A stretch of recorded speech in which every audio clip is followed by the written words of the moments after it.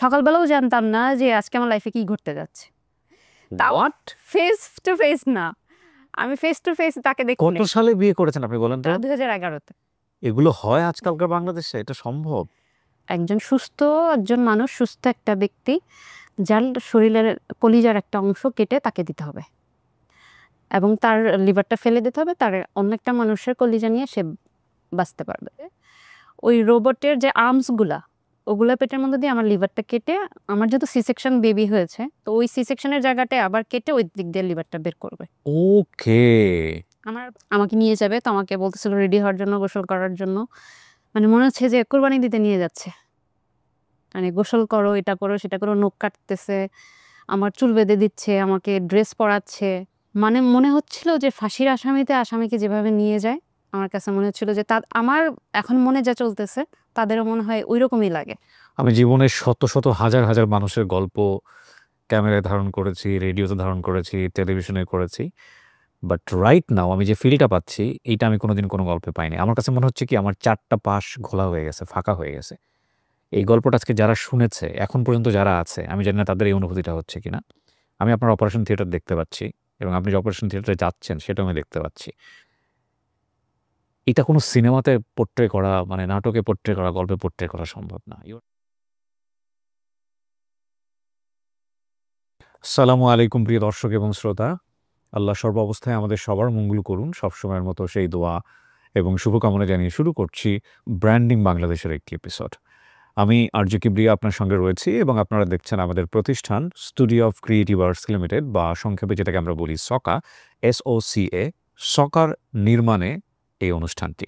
আমাদের এই অনুষ্ঠানটি সহ আরও যাবতীয় যেসব অনুষ্ঠান আমরা ইউটিউবে এবং ফেসবুকের জন্য নির্মাণ করে থাকি, সেই সব অনুষ্ঠানগুলোতে আপনি অংশগ্রহণ করতে চাইলে আমাদেরকে ফোন করবেন। আমাদের ফোন নাম্বার আপনারা স্ক্রিনে দেখতে পাচ্ছেন, 09639887777। এছাড়া আপনারা চাইলে আমাদেরকে মেইল করতে পারেন। আমাদের মেইল অ্যাড্রেস sharemystory24@gmail.com। আপনার নামটা একটু প্রথমে বলেন। আমার নাম হচ্ছে রিমি। আসলে এটা আমার বাসায় সবাই আমাকে রিমা বলেই ডাকে। বয়স যদি বলতে কোনো আপত্তি না থাকে? 32। জন্ম জেলা? চাঁদপুর। চাঁদপুর। শুরু করেন আপনি। জি। মানে আমার বেড়ে ওঠাটা একদমই গ্রামে, একদম প্রত্যন্ত গ্রাম, যেটা আমরা গ্রাম বলতে যেরকম বুঝি একদমই গ্রামে। মানে ছেলেরা যেমন হাডুডু খেলতেছে, কাবাডি খেলছে, ফুটবল খেলতেছে, ক্রিকেট খেলছে, আমারও সেম। আমি এমন কোনো খেলা নেই যেটা আমি পারি না। ক্রিকেট খেলতে পারি, ফুটবল খেলতে পারি, ব্যাডমিন্টন খেলতে পারি। বাবা কি করতেন? আমার বাবা ব্যবসায়ী ছিলেন। কয় ভাই বোন আপনারা? আমরা 3 ভাই 2 বোন, আমি মেঝো। আচ্ছা, জি। তো এত বেশি চঞ্চল ছিলাম যে আমার কারণে আমার মা সবসময় অতিষ্ঠ থাকতো।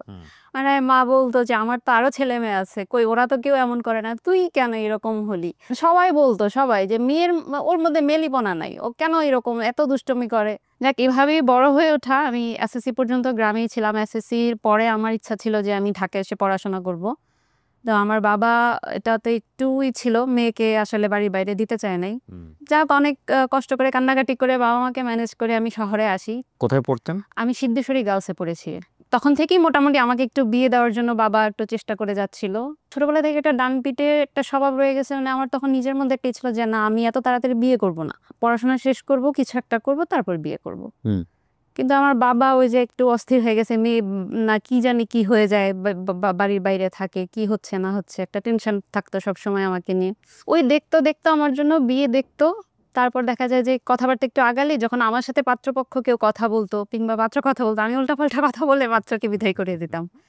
আমি তখন অনার্স সেকেন্ড ইয়ারে। তখন অ্যাজ ইউজুয়াল আমার জন্য যেরকম পাত্র দেখা হয়, এটাও এরকম একটা প্রপোজাল আসলো। তো তখন মেবি একটা হরতাল বা কিছু একটা ছিল সানডেতে। তখন যেহেতু ফ্রাইডে স্যাটারডে বন্ধ, সানডে তো একটা বন্ধ, বাবা আমাকে মানে বাড়ি যেতে বলতেছে। তো আমি বললাম যে 3 দিন বন্ধ আছে, ঠিক আছে যাই। এমনি তো বন্ধ হলে আমি চলেই যেতাম। তখন গেলাম, যাওয়ার পর আমি শুনলাম যে সানডেতে আমাকে একটা পাত্রপক্ষ দেখতে আসবে। তা আমি একটু হতাশই হলাম, কারণ আমি যতবারই ছুটিতে বাড়ি যাই ততবারই কোনো না কোনো একটা জায়গা থেকে আমাকে দেখতে আসে। আপনার কি কেউ পছন্দের কেউ ছিল? না, আমার আসলে পছন্দের কেউ ছিল না। এটাই আমি আসলে ফ্যামিলিকে কাউকে বুঝাইতে পারিনি। সবাই ভাবতো কি যে এত পাত্র দেখাচ্ছি, কেন ও এরকম করে, কেন রাজি হচ্ছে না, নিশ্চয়ই ওর পছন্দের কেউ আছে। আমাকে জিজ্ঞেসও করছে, আমি বলছি না, আমার পছন্দের কেউ নাই। বলে তাহলে সমস্যা কি, তাহলে কেন এমন করতেছো, যদি থেকে থাকে আমাদের বলো, আমরা দেখি, কথা বলি। আসলে আমি বলছি যে না, আমার এরকম কিছু নাই, কিন্তু আমি এখন বিয়ে করতে চাচ্ছি। মানে কেন পছন্দ হতো না আপনার? মানে আমি না ওই সময়টাতে আসলে বিয়ে করতে চাই নাই। আমি চেয়েছি অ্যাটলিস্ট আমার অনার্সটা কমপ্লিট হোক, তারপরে আমি বিয়ে করবো। মানে মনের মধ্যে একটা ভয় ছিল হয়তো বা বিয়ের পর আমি পড়াশোনাটা কন্টিনিউ করতে পারবো না, যার কারণে আমার মনে হয়েছে যে আমি পড়াশোনাটা অ্যাটলিস্ট করি। আমি ক্যারিয়ার গড়ি বা না করি, আমি মানে অ্যাটলিস্ট আমার পড়াশোনাটা একটা পর্যায়ে আমি রেখে বিয়ে করতে চেয়েছি। তারপর আমার ক্যারিয়ার হোক বা না হোক সেখানে আমার কোনো আপত্তি নেই, কিন্তু আমি পড়াশোনাটা কমপ্লিট করতে চেয়েছি। পারফেক্ট। মানে এর মধ্যে আবার আমার বাবা মাও মোটামুটি একটা গ্যাঞ্জাম পাকায় ফেলছে। আমার মা চাচ্ছে না যে এখন এই অবস্থায় বা এখানে বিয়ে দেব, কিন্তু বাবা চাচ্ছে যে না আসুক দেই, মেয়ের বিয়ে দিব। বাবা খুব বেশি অস্থির ছিল বিয়ে দেওয়ার জন্য। তো মা আমাকে বলতেছে সকালে তোকে নিয়ে চলে যাবো। মানে বাবা মা দুইজনে ঝগড়া লেগে গেছে, মা বিয়ে দিবে না কিন্তু বাবা দিবে। বাবা চাচ্ছে পাত্রপক্ষ দেখতে আসুক, কিন্তু মা বলতেছে যে আমি সকালেই তোকে নিয়ে চলে যাব। বা আমাকে বলতেছে তুই চলে যা, তুই কেন আসলি। মানে এখন আমি কার কথা শুনবো, মারটা শুনবো না বাবারটা শুনবো? আমি পড়ে গেছি মাঝখানে। আমিও একটু কান্নাকাটি করেছি। তো মা বলছে আচ্ছা দেখতে আসলে কি বিয়ে হয়ে যায় নাকি, দেখতে আসলে কি বিয়ে হয়ে গেছে, আসুক। হ্যাঁ পাত্রপক্ষ দেখতে চাচ্ছে আসুক, দেখুক। সকালবেলাও জানতাম না যে আজকে আমার লাইফে কি ঘটতে যাচ্ছে। তারপর যথারীতি দুপুরবেলা পাত্রপক্ষ আসছে, দেখছে, দেখার পর তারা আসলে তখন কাবিন করে ফেলতে চাচ্ছিল দেখার পরে। তখন তো এটা শুনে আমি আরো কান্নাকাটি, মানে কি বল। আপনি পাত্রকে দেখলেন ওই সময়টাতে যখন আমি তাকাইনি, আমি আসলেই তাকাইনি। সবার মাঝখানে যেন আমাকে নিয়েছে, আমি একদম মাথা নিচু করে বসেছিলাম। মানে আমি তো কোনো এমনি কৌতূহলই হয় না আপনার? না, আমি তো এমনি আমার মন খারাপ যে আমাকে দেখতে আসছে এভাবে। আমি তো এই জিনিসটা চাচ্ছিলামই না। মানে এর আগেও যখন আমাকে না পাত্রপক্ষ দেখতে আসতো, আমাকে বলতো যে মানে আমাকে এমনভাবে প্রশ্ন করতো যে তুমি কি সিঙ্গেল ফ্যামিলি চাও না জয়েন্ট ফ্যামিলি চাও। তো আমি না মানে আমি টিক্সটা বুঝে ফেলতাম যে সে হয়তো চায় আমি তার বাবা মাকে নিয়ে থাকবো নাকি আলাদা থাকবো। তো আমি বলতাম কি আমি আলাদাই থাকতে পছন্দ করি, আমার একা থাকতে ভালো লাগে। তো এটা তো নিশ্চয়ই বিয়ের আগে কোনো ছেলে এটা অ্যাকসেপ্ট করবে না। তখন দেখা যেত যে ছেলেরা হয়তো বা এটার একটু নেগেটিভলি নিছে যে মেয়ে তো এরকম সংসারী না। সো বিয়েটা ভেঙে গেছে। হ্যাঁ বিয়েটা ভেঙে গেছে ওইভাবে। তারপর দেখা যায় যে আমি উল্টাপাল্টা অনেক কথা বলতাম। মানে পাত্রর সাথে আমাকে কথা বলতে দিলে আমি অনেক মানে এমনিতেও চঞ্চল ছিলাম। তারপরে কোনো ছেলে হয়তো বা এরকম মেয়ে চায় না যে এত চঞ্চল মেয়ে। ওই যে বাইরে একটু মিট করতে গেলে মানে অনেক চঞ্চলতা ছিল আমার মধ্যে, অনেক দুষ্টুমি করতাম, অনেক হাসাহাসি করতাম। মানে আমার মধ্যে লাজুক, মানে ওই যে মেয়ে বলতে যে জিনিসটা বোঝে যে একটু লাজুক লাজুক ভাব থাকবে, একটু চুপচাপ থাকবে, আমি ওরকম না। মানে অনেক বেশি কথা বলতাম করতাম। তখন দেখা যায় যে আমার এই চঞ্চলতার কারণে অনেকে ওই পর্যন্তই চলে গেছে, এরপরে আর কন্টিনিউ করেনি বা সামনের দিকে কথা আগায় নাই। ওই দিনও ওইরকম, আমি তো একদমই চুপ করে বসেছিলাম।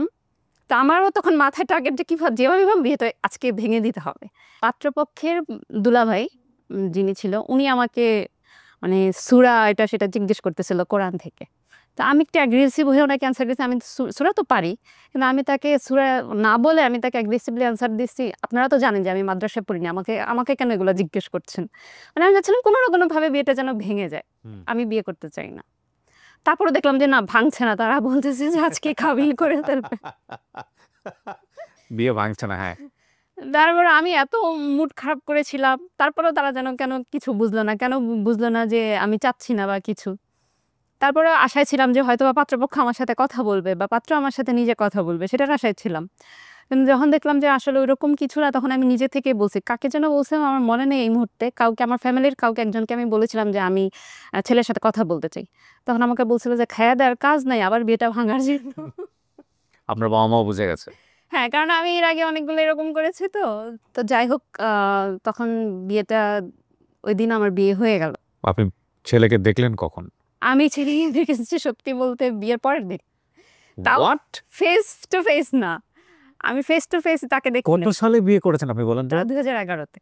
এগুলো হয় আজকালকার বাংলাদেশে? এটা সম্ভব? আমি তাও ফেস টু ফেস না, আমি তাকে কিভাবে দেখেছি মানে আমি আর সে পাশাপাশি বসে আছি, সে আমার পাশে বসা। তখন আমার ভাগ্নি এসে ফোনে একটা ছবি তুলছে আমাদের দুজনকে। তারপরে যখন আমি উঠে যেয়ে ছবিটা দেখছি, তখন আমি মোবাইলে আমাদের ছবি দেখছি। আল্লাহ! মানে এত বেশি সাসপেন্স ছিল, মানে আমি এত বেশি ছিলাম, মানে আমি তার ইভেন দো আমাদের মানে বিয়ের পরে যে আমাদেরকে থাকতে দিছে, আমি রাতে উঠে চলে গেছি রুম থেকে। মানে আমি তার তো একটা মানে এক্সপেকটেশন ছিল নিশ্চয়ই যে কেন এরকম করছে? ডেফিনিটলি হয়তো বা আপনি ছিল। কি বলে উঠে চলে গেছেন যে রুম থেকে যে থাকো তুমি, আমি গেলাম এখান না এরকম কিছু না, আমি কোনো কথাই বলি নাই, আমি জাস্ট রুম থেকে বের হয়ে চলে আসছিলাম আমার মার কাছে। বাট উনি জিজ্ঞেস করেন আপনাকে যে তুমি রাজি ছিলা কিনা?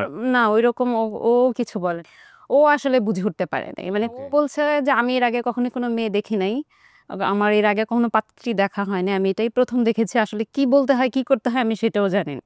Okay fine. ওরও এরকম মানে ওর কোনো নলেজ বা কোনো কিছু ছিল না। ছিল না, কিছু ছিল না। ওকে। তারপরে হচ্ছে যে আপনি দেখলেন পাত্রকে দেখার পর আপনার অনুভূতি কি? আমার তো মানে আমার তখন মাথায় তখন এটাই ঘুরতেছে যেভাবে হোক বিয়েটা ভেঙে দিতে হবে। তখনও? তখনও। মানে আমি মেনেই নিতে পারতেছি না। কারণ আমি যখন শুনেছি যে আজকে আমার কাবিন, আমি এত কান্না করেছি, এত কান্না করেছি। মানে আমি পারি না, আমার বাসায় যারা মুরব্বি আছে আমি সবার পায়ে যেয়ে ধরি। ওহো! মানে সবাই আমাকে বুঝাচ্ছে, আমার কাজিনরা বুঝাচ্ছে, সবাই বুঝাচ্ছে। মানে একটা কি আমার বাবা শুনেছে যে ছেলের খোঁজখবর নিয়েছে যে ছেলেটা খুব ভালো। সবাই মানে এটাই সাপোর্ট দিয়েছে যে ছেলে অত্যন্ত ভালো। আপনি যদি বিয়ে এখানে দেন তাহলে শুধু ছেলেটার জন্যই দিতে পারেন। ছেলে খুবই ভালো। ছেলে তখন কি করতো পেশায়?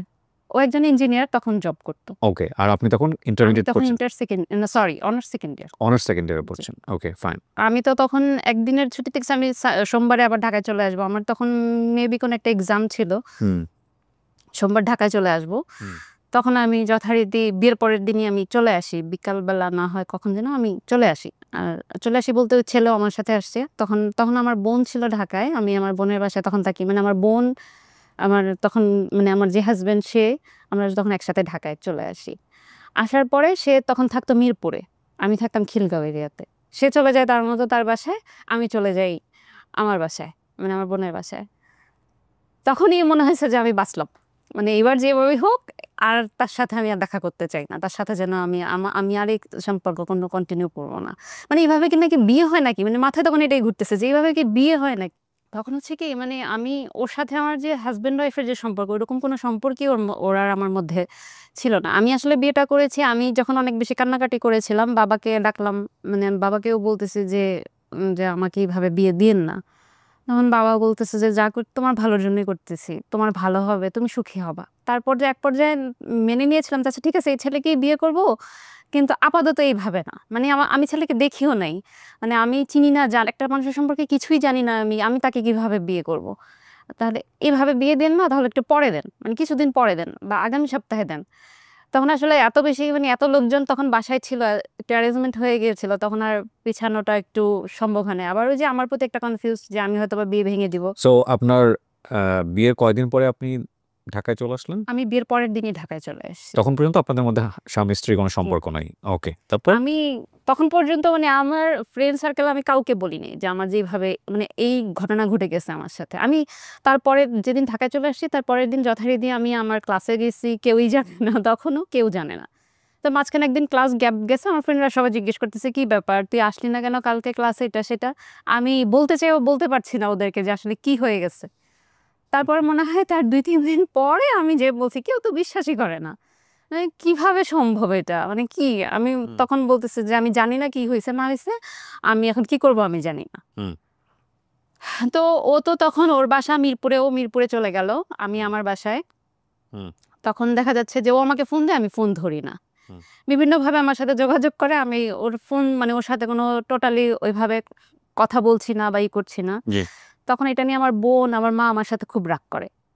মানে প্রতিদিন সকালে উঠে মা আমাকে ফোন দিবে। ফোন দিয়ে বলে কি আ মানে ওর নাম ধরে বলতো, "জাহিদের সাথে কি কথা হইছে? আ ফোন দিছো? নাস্তা খাইছে কিনা জিজ্ঞেস করছো? অফিসে গেছে কিনা জিজ্ঞেস করছো?" মানে আমাকে বলে দিত। আমি বলছি, "তোমার মন চাইলে তুমি যা জিজ্ঞেস করো। আমি পারব না। ওকে। তোমার মন চাইলে তুমি জিজ্ঞেস করো। আমি এগুলো জিজ্ঞেস করতে পারব না। আমার ভালো লাগে না।" সম্পর্কটা আস্তে, আস্তে মানে তখন দেখা যায় আমার মা ওকে ফোন দিত, ওর খোঁজ খবর নিত। এবং ওর যেদিন বন্ধ থাকতো তখন বলতো আমার বোনের বাসায় ওকে আসার জন্য যে, "তোমার তো অফিস বন্ধ কালকে, তাহলে যাও এই বাসায় যাও, গিয়ে ২ দিন বেড়ায় আসো, এখানে থাকো।" আমি আমার মার সাথে রাগারাগি করলাম, "তুমি কেন এখানে আসতে বলছো? তুমি কেন তাকে আসতে বলতেছো?" মানে আমাকে পরবর্তীতে এত বেশি আমি তার সাথে ঝামেলা করছি, যেটা বলার মতো না। তখন আমার মা, আমার বোন তাকে বলল যে, "দেখো ও তো এরকম পাগলামি করতেছে। আর ও ছোটবেলা থেকে একটু এমন, ও একটু বেশি চঞ্চল, কিন্তু আবার ওর মনটা খুব ভালো।" মানে আমার মা ওকে বলছে যে, "তুমি যদি ওকে বুঝতে পারো তাহলে ওর মনটা অনেক ভালো।" এটা বিয়ের কতদিন পরের ঘটনা? এটা আমার বিয়ের মানে এরকম করতে, করতে কতদিন গেছে আপনাদের? অলমোস্ট ২ মাস চলে গেছে। ছেলে কিছু বলতেছে না? না, ও কিছুই বলতেছে না। ছেলে যথেষ্ট ধৈর্যবান। ও কিছুই ডেফিনিটলি। বলতেছে না। তো আমার মা ওকে বলল যে, "তোমরা আলাদা থাকতেছো, তুমি এক কাজ করো, আপাতত তুমি একটা বাসা নাও। মানে তখনও আমি এখন তখনও ওর বাসায় যাইনি, যেহেতু আমার বিয়েটা হুট করে হয়ে গেছে। একটা অ্যারেঞ্জমেন্টের একটা ইচ্ছা ছিল যে পরবর্তীতে হয়তো একটা রিসেপশন হবে, কিন্তু ওই রিসেপশন হওয়ার আগে তখন আমার মা বলতেছে যে যখনকারটা হয় তখন দেখা যাবে, তুমি আগে একটা বাসা নাও, একসাথে থাকো, দেখো হয়তো আস্তে আস্তে ঠিকও হয়ে যেতে পারে, যেহেতু দূরে থাকো এমনিতেও একটু সমস্যা ঝামেলা এগুলাতে হয়। তখন সে একটা বাসা নিল এবং সে মিরপুরে বাসা ছেড়ে আমাদের এরিয়াতে চলে আসলো, মানে আমি আমার বোনের বাসার পাশে, তখন সে একটা বাসা নিল। একদমই সিম্পল একটা বাসা আমি নিলাম। যেদিন মানে আমরা যে বাসাটা নিছি, ওর ওর ব্যাচেলর লাইফে ওর কিছু টুকটাক জিনিসপত্র ছিল ওগুলা, আর আমি একটা তোষক 2টা বালিশ নিয়ে আমি মোটামুটি একটা বাসা, মানে তখন আমার এটাই শান্তি ছিল যে আমার নিজের একটা বাসা হচ্ছে, আমার নিজের বাসা। তখন ওই বাসায় উঠি, তারপর তো তার সাথে আমার আরো বেশি গ্যাঞ্জাম শুরু হলো। মানে এখন মানে যদিও একসাথে থাকতেছে, কিন্তু আমি তাকে দেখতেই পারতেছি না। তাকে সারাক্ষণ বলতেছি, তুমি কেন আমাকে বিয়ে করলা, তুমি কেন আমাকে বিয়ে করলা, তুমি বিয়ে না করলে তো আমার বাবা আমাকে বিয়ে দিত না, তোমারই সব দোষ, তোমারই সব দোষ, তুমি কেন আমাকে বিয়ে করলা।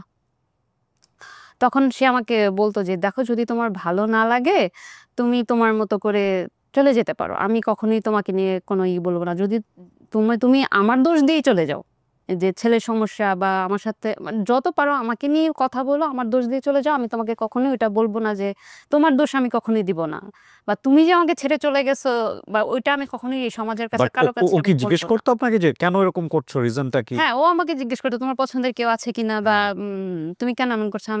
আমি তখন বলতাম যে আমি মানুষ ছোটবেলা থেকেই তো মানুষের মনে বিয়ে নিয়ে একটা অনেক বেশি ইচ্ছা, একটা স্বপ্ন থাকে। আমার যেরকম ইচ্ছা ছিল সেটা আমার হয় না, এই জন্য আমি এটা মেনে নিতে পারি। মেয়েদের মনে স্বপ্ন থাকে রাজকুমার, আর ছেলেদের মনে স্বপ্ন থাকে প্রিন্সেস।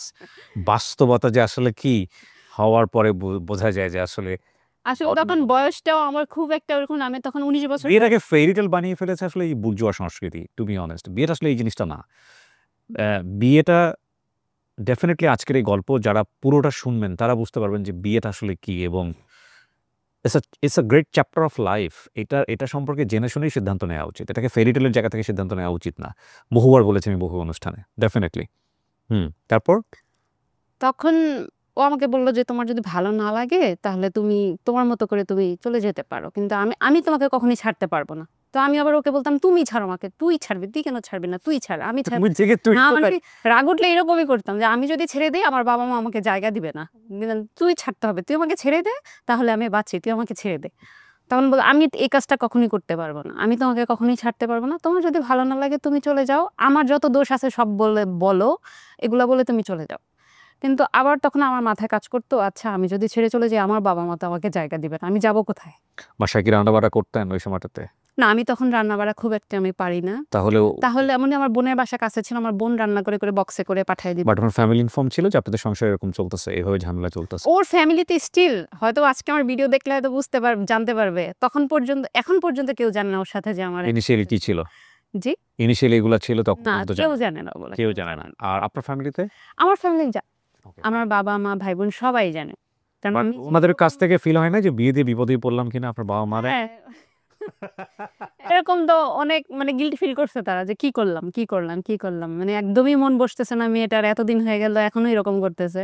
বাবা মাঝে মাঝে রাগ হইতো, অনেক রাগ হইতো, মানে আমার সাথে রাগ হইতো, আবার আমিও বাবার সাথে রাগ হইতাম, তুমি তো আমাকে বিয়ে দিছো, কেন দিলে এভাবে। আমিও বাবার সাথে রাগ করে অনেকদিন কথা বলি নাই। তখন যখন এক পর্যায়ে এরকম চিন্তা, আবার তার প্রতি আমার মায়াও লাগতো, দেখতাম যখন তার সাথে আমার ঝগড়াঝাটি হয় বা কিছু, সে চুপচাপ বসে বসে কান্না করতো, মানে আমি যখন বলতাম আমি চলে যাব, থাকবো না, সে চোখের পানি ফেলতো, তখন এটা দেখলে আবার খুব মায়া লেগে যেত। ওকে।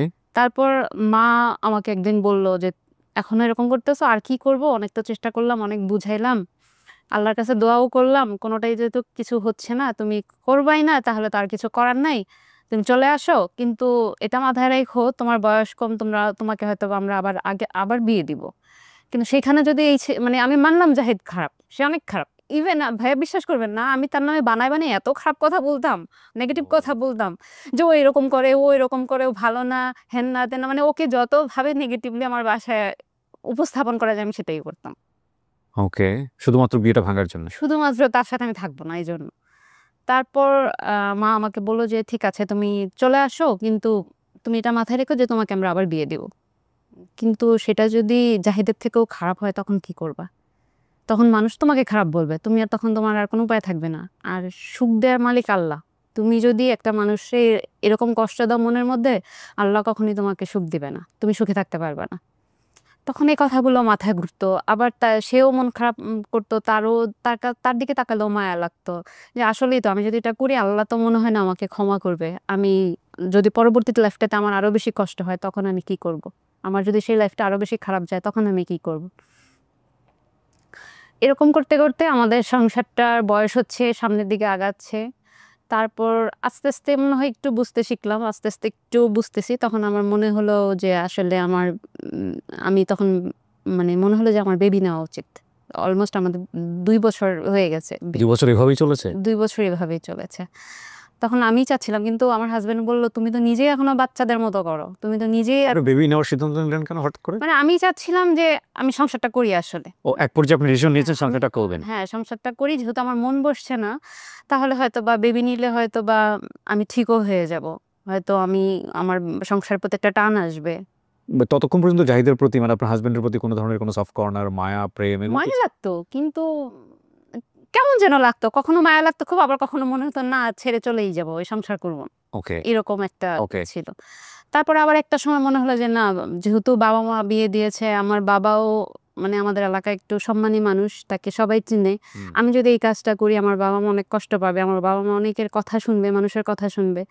আমার মনে হয় না এই কাজটা করলে এটা ভালো কিছু হবে। আর ওই যে মা বলছে যে সুখ দেওয়ার মালিক আল্লাহ। তুমি যদি পরবর্তীতে তোমাকে আমরা বিয়ে দিব, ওইটা যদি এর থেকেও খারাপ হয় তখন কি করবা? ওই কথাটাই মাথায় একটু বেশি ঘুরতো যে আসলেই তো যদি আমার লাইফটা আরো বেশি ক্রিটিক্যাল হয়ে যায়। এখানে তো আমার কোনো সমস্যা নেই। সমস্যা আমি নিজে। আর তো কোনো সমস্যা নেই। তাহলে আমি এটা অ্যাডজাস্ট করার চেষ্টা করি। জাহিদের পক্ষ থেকে কি কোনো ট্রাই ছিল? যেহেতু লাইক ওর প্রতি আপনার একটা সফট কর্নার তৈরি করার জন্যে বা প্রেম তৈরি করার জন্যে, ভালোবাসা আনার জন্যে ও কোনো ধরনের কোনো চেষ্টা করতো? যেটা হ্যাঁ, ও চেষ্টা এক্সট্রা এফোর্ট দেওয়া যেটাকে ও বলে? চেষ্টা করেছে আমাকে, মানে ওর জায়গা থেকে অনেক চেষ্টা করেছে। আমাকে ছোটখাটো গিফট দিত। ইভেন দো আমাকে এটাও বলছে, তুমি আমাকে ভালোবাসার দরকার নেই।" মানে আমি সারাক্ষণ দেখা যায় ওর সাথে ভালো কথাও না, আমি খুব অ্যাগ্রেসিভলি বলতাম। আচ্ছা। তো আমাকে বলতো, "আমাকে ভালোবাসার দরকার নেই। তুমি জাস্ট আমার সাথে একটু ভালো করে কথা বলো।" মানে ও আপনি যখন ওর সাথে খারাপ ব্যবহার করতেন, ও কোনো খারাপ ব্যবহার করতো না? ও না, রিপ্লাই ও দিত? কখনোই আমার সাথে কোনো খারাপ আচরণ করেনি। কখনোই না। এটাই তো সবচেয়ে বড় গিফট। এই জিনিসটার জন্যই আমার মনে হয়েছে যে আসলে সে একজন ভালো মানুষ। আসলে সে একজন জেনুইন মানুষ। আমরা যখন কারো সাথে খারাপ আচরণ করি, আমরা কিন্তু জানি যে আমরা খারাপ আচরণ করছি। This is a very important point because we are not baby. So অপর পক্ষ থেকে রিঅ্যাকশন কি আসবে ওটাও আমাদের হিসাবের মধ্যে থাকে। কিন্তু রিঅ্যাকশন না আসলে তখন কিন্তু আমাদের ব্রেইনের সিগন্যালটা অন্যরকম হয়ে যায়। সে ইভেন চুপচাপ দো হজম তার করছে। ফ্যামিলিতেও সে কখনো কাউকে কিছু বলেনি। বলেনি। Very good. কেউ জানে না। হয়তোবা আজকে আমার ভিডিও দেখলে অনেকেই জানতে পারবে। এখন পর্যন্ত কেউ জানে না যে আমাদের লাইফে এত কিছু গেছে। সো বেবি নেওয়ার সিদ্ধান্ত নিলেন এবং হাসব্যান্ড বলল যে, "দেখো, বুঝো।" হ্যাঁ, ও আসলে তখন আমাকে বলল যে, "তুমি নিজেই এখনো বাচ্চা। তুমি নিজেই এখনো সংসারী না। তুমি কিভাবে মানে বাচ্চা করবা?" হুম। তখন আ আসলে বিয়ের তখন ২.৫ বছর পরে আমার বেবি আমার হয়। তখন ওই বেবি আসার পর আসলেই যেটা আমি চিন্তা করেছিলাম সেটা হয়। আমি আস্তে, আস্তে একটু সংসারী হয়ে উঠি। বাচ্চার প্রতি মানে বাচ্চা জন্ম দেওয়ার পরে আমি অনেকটাই ঠান্ডা হয়ে যাই। মানে এটা কি তখন আপনার লেখাপড়া আমার তখন বন্ধ হয়ে লেখাপড়া গেছে? কমপ্লিট। ও আপনি অনার্স কমপ্লিট করে ফেলেছেন। অনার্স তো তো আপনার যে ভয় ছিল সেটাও তো হ্যাঁ, হয়নি। সেটাও হয় নাই। সে আমার পড়াশোনার জন্য কোনো হার্মফুল ছিল না। ওকে। সে আমার পড়াশোনায় যথেষ্ট সাপোর্ট দিয়েছে সবকিছুতেই, সবকিছুতেই। আমি বিয়ের আগে যে স্বাধীনতাটা পাই নাই, যেহেতু আমার ফ্যামিলি, আমার বাবা-মা একটু ধার্মিক ছিল। আমাকে মানে ছেলে বন্ধু তো দূরের কথা, আমার কখনো মেয়ে বন্ধুদের সাথেও আমার বাড়ির বাইরে যাওয়ার অনুমতি ছিল না। সেখানে আমি আমার হাসব্যান্ডের কাছ থেকে আমার বিয়ের পরে অনেক স্বাধীনতা পেয়েছি। যার কারণে ওর প্রতি একটা সফট কর্নার তখনই ছিল যে আমি অনেক ঘুরেছি, বন্ধু-বান্ধবীদের সাথে অনেক জায়গায় যেতাম, খেতে যেতাম, শপিং এ যেতাম, যেটা আমি আগে কখনোই করতে পারিনি। তারপর যখন বেবি হলো, তখন বেবি একটু বড় হলো, আমরা আস্তে, আস্তে একটু ট্যুর দেয়া শুরু করলাম। দেশের বাইরে অনেক জায়গায় গিয়েছি। ঘুরতে অনেক জায়গায় মাশাআল্লাহ। গিয়েছি। সে যথেষ্ট সাপোর্টিভ একজন মানুষ সবকিছুতেই। মানে আমার বাচ্চারা মায়ের থেকে বাবার পাগল বেশি, এবং সে এমন একজন মানুষ, সে মানে বাবার যে অবদানটা বাসায় সেটাও রাখতে পারে, মায়েরটাও সে রাখতে পারে। মানে আমি যদি বাসায় না থাকি, সে বাসায় আছে, আমি ২ দিন বাসায় না থাকলেও কোনো প্রবলেম নেই। সে বাচ্চাদের খাওয়াতে পারবে, ঘুম পাড়াতে পারবে, ইচ অ্যান্ড এভরিথিং সে সবকিছু পারে। গোসল করাতে পারে, সবকিছু করতে পারে। তো বাচ্চারা আমার থেকে তার প্রতি অ্যাটাচড বেশি। ঘুমাবে তার কাছে, আমার কাছে ঘুমাবে না। সে এত বেশি কেয়ারিং একজন মানুষ সবার ক্ষেত্রেই। সে আমাকে বলতো যে, "তুমি আমাকে ভালোবাসার কোনো দরকার নেই। তুমি জাস্ট আমার সাথে একটু ভালো আচরণ করো, আমার আর কিছু চাই না।" আমার বেবি বড়টা যখন ১০ বছর, তখন আমি বললাম যে দেখো আমার মানে আমাদেরও ইচ্ছা ছিল না, প্ল্যান ছিল না সেকেন্ড বেবির। তখন একদিন কেন জানি আমি কোথা থেকে একজনকে কথা বলতে শুনেছি যে একটা বাচ্চা হলে কি হয় যে পরবর্তীতে বাবা মা তো সারা জীবন বেঁচে থাকে না, বাবা মা না থাকলে এই বাচ্চাটা একদম এতিম হয়ে যায়, মানে ওর আপন বলে কেউ থাকে না। তখন এই কথাটা আমার মাথায় খুব লাগলো যে আসলেই তো সত্যি, আমি ওইভাবে কখনো চিন্তা করিনি যে আসলে তো আমার বাচ্চাটা একা হয়ে যাবে যখন আমি থাকবো না, ওর তো কেউ নাই, ওর আপন বলে তো কেউ নাই। তখন আমি তাকে বললাম যে এই জিনিসটা না আমার খুব খারাপ লাগতেছে, আমি আরেকটা বেবি চাই। তখন আমাকে বললো কি, আমি আবার আমার ফার্স্ট বেবি যখন হয় তখন আমি অনেক বেশি সিক ছিলাম সব কিছুতেই। আমি মানে একদমই খাওয়া দাওয়া করতে পারতাম না, অনেক বেশি সমস্যা। আর যেহেতু আমাদের একার সংসার, মানে আমাদের বাসায় হাজব্যান্ড ওয়াইফ ছাড়া আমরা কেউ নেই, আমাদের একটু দেখাশোনা বাচ্চা সামলানো একটু কষ্ট হয়ে যায়। তখন সে আমাকে বলছে যে তো বলতো যে তোমার অনেক কষ্ট হবে, আমি মানে চোখে দেখতে পারবো না, তোমার এই কষ্টগুলো আমার সহ্য হয় না। তখন আমি তাকে কনভিন্স করলাম যে প্রথমবারটা নাকি এরকমই হয়, সেকেন্ড বেবি হলে এরকম হয় না, সেকেন্ড বেবি হলে একটু ইজি থাকে ব্যাপারগুলো, আমার সমস্যা হবে না। তো সেকেন্ড বেবি যখন চাচ্ছিলাম, আমার অনেকদিন সময় লেগে যায় সেকেন্ড বেবি কনসিভ করতে। তা আমরা হচ্ছে বেড়াতে যাব মালয়েশিয়াতে। তখন আমি যেদিন আমার ফ্লাইট, সন্ধ্যা 7টায় আমার ফ্লাইট, আমি সেদিন সকালবেলা জানতে পারলাম যে আমি কনসিভ করেছি। ওকে। কিন্তু আমার তখন মাথায় ঘোরাচ্ছিল যে আমি কি করব, আমার 7টার সময় ফ্লাইট, আমি কি করব? আমি যদি এই বিষয়টা আমার হাজব্যান্ডকে বলি, ও সব ক্যান্সেল করে দিবে এখন। কিন্তু আমি চাচ্ছি না যে এটা রিস্কি ক্যান্সেল পিরিয়ড হোক। ওই সময়টাতে হ্যাঁ, ইনিশিয়ালি, হ্যাঁ। কিন্তু আমি চাচ্ছি না যে ট্যুরটা ক্যান্সেল হোক। যেহেতু আমাদের সবকিছু বুক করা হয়ে গেছে, হয়ে গেছে, অনেক বড় লস হয়ে যাবে। তারপর লসের থেকে বড় চিন্তা করেছি যে আমার ঘোরাটা মিস হয়ে যাবে। আবার বেবি কনসিভ করলে বেবি হতে, হতে আবার সবকিছু ঠিক হতে তো মিনিমাম 2 বছর লেগে যাবে। আবার কবে যাব? এতদিন মানে আমি তাকে বলতে চাই, আবার বলতে পারছি না। আমি জানি এখন যদি বলি সে একদমই সব ক্যান্সেল করে দেবে। তখন আমি মেডিসিন কিনে মোটামুটি একটু প্রিপারেশন নিয়ে রাখছি। তো আমি যেহেতু জানি যে এর আগেও ফ্লাই করেছি, প্লেনে উঠলে কথা বলা যায় না। যেহেতু কানে একটা অনেক বেশি সাউন্ড লাগে, কথা বলতে গেলে কিন্তু কানে খুব বাজে, প্লেনের আওয়াজের ভিতরে কিন্তু প্লেনের ভিতরে কথা বলতে খুব কষ্ট লাগে। আমি জানি না অন্যদের হয় কিনা, কিন্তু আমার হয়। আমি কথা বলতে গেলে আমার কান বন্ধ হয়ে যায় প্লেনের মধ্যে। তা আমি তাকে কি বলবো এটা আমি মেসেজ করেছিলাম ফোনে, মানে একটা লেখা লিখে রেখেছিলাম, যেহেতু আমি কনসিভ করছি ওই নিউজটা তাকে আমি কিভাবে দিব। তো আমি চিন্তা করে তাকে, মানে আমি যখন বাংলাদেশ ক্রস করে চলে যাব তখন তাকে আমি এটা বলবো যে আমি কনসিভ করেছি, তখন তো সে ক্যান্সেল করতে পারবে না। এর আগে যদি বলি তাহলে সে ক্যান্সেল করে দিবে। তো যখন না মোটামুটি আমি 25-30 মিনিট ফ্লাই করেছি 30,000 ফিট উপরে, তখন আমি তাকে আমার ফোন বের করে মেসেজটা দেখাই, সেটা পড়ো। তখন সে পরে এরকম আমার দিকে তাকায় আছে, মানে কি তুমি কি করছো এটা? মানে সে খুশি হওয়ার থেকে মানে অবাক সে হয়ে গেছে। ভয় পেয়ে গেছে, অবাক হয়ে গেছে। মানে তুমি কি করছো এটা? তুমি আমাকে এতক্ষণ কেন বললা না? আমি যে বললে কি করতাম? ক্যান্সেল করতাম। আমি বলছি, এজন্যই বলিনি। মানে আমি তুমি কি পাগল হয়ে গেছো? তুমি এই মানে সে আমাকে মানে সে কি বলবে বুঝে উঠতে পারতেছে না। যে তুমি স্বাভাবিক। কাজটা একটুও ভালো করো নাই। আমাকে বারবার শুধু বলতেছে কাজটা একটুও ভালো করো নাই। এটা অনেক বড় রিস্কি হয়ে যাবে। অজানা একটা দেশে যদি তোমার একটা প্রবলেম হয়, আমি তখন কোথায় যাব, কি করব? আমি বলছি কিচ্ছু হবে না। চলো, কিছুই হবে না। আমি ঠিক আছি, কিছু হবে না। তখন যাক এভাবে বলে আসলেই আল্লাহর রহমত ছিল, কিছু হয় না। আমরা ভালোভাবে 15 দিন ঘুরে টুরে তারপর দেশে আসি। আসার পরে তার কিছুদিন পর থেকে আস্তে, আস্তে আমার হাসব্যান্ড একটু অসুস্থতা ফিল করে। মানে ওর শারীরিক একটু দুর্বল অসুস্থতা ফিল করার কথা আপনার ফিল করতেছে আপনার হ্যাঁ, হাজবেন্ড। এক্সাক্টলি। ও আমাকে এই কথাটাই বলল যে, "প্রেগন্যান্ট তুমি, কিন্তু মনে হচ্ছে যেন আমি।" ওকে। মানে যেহেতু আমি কনসিভ করি, আমার আস্তে, আস্তে বেবি বড় হচ্ছে, আমার পেট বড় আপনার হচ্ছে ফার্স্ট বেবির সাথে সেকেন্ড বেবির গ্যাপ কত? 10 বছর। ও ওকে, তখন মানে পেট বড় হবে আমার, কিন্তু পেট বড় হয়ে যাচ্ছে ওর। ওকে। মানে ও আমাকে এটা বলতেছে যে, কি ব্যাপার? মানে দুষ্টুমি করতেছে আমার সাথে যে, প্রেগন্যান্ট তুমি, কিন্তু মনে হচ্ছে যেন আমি। মানে ও ভাবতেছে যে ওর হয়তোবা বুড়ি বেড়ে যাচ্ছে। হুট করেই? হ্যাঁ। আমাকে বলতেছে, "তুমি আমাকে খাবার-দাবার কমায় দিবা তো? ইদানিং খুব অস্বস্তি লাগে, হাঁসফাঁস লাগে, কেমন যেন লাগে, ভালো লাগে না। আমি মনে হয় একটু বেশি খাওয়া-দাওয়া করতেছি।" তখন তো আমি আমার নিজের দিকেই করে কুল পাই না। আমার নিজেরই শরীর ভালো লাগে না। আমি আর তার দিকে অত কেয়ার করি নাই। সে দেখা যায় সে তখন অফিসটাও খুব একটা বেশি সাপোর্ট দিতে পারছে না। সে অনেক বেশি উইক হয়ে যাচ্ছে। তার খুব খারাপ লাগে। সে দুর্বলতা ফিল করতেছে। আর প্রায় সময় হুটহাট জ্বর আসতেছে। ওকে। তো আমিও না তখন ওইভাবে আসলে কেয়ার করিনি যে হয়তোবা সিজন চেঞ্জ হচ্ছে বা এটা সেটা নানানভাবে আমি তখন নিজের প্রতি, কারণ আমি তখন প্রেগন্যান্ট। আমি ওর প্রতি ওইভাবে খেয়াল করতে পারিনি। তারপরে কি হয়, আ কদরের রাত রমজান মাসে আমি খেয়াল করলাম যে তার পাটা একটু ফুলা লাগছে আমার কাছে।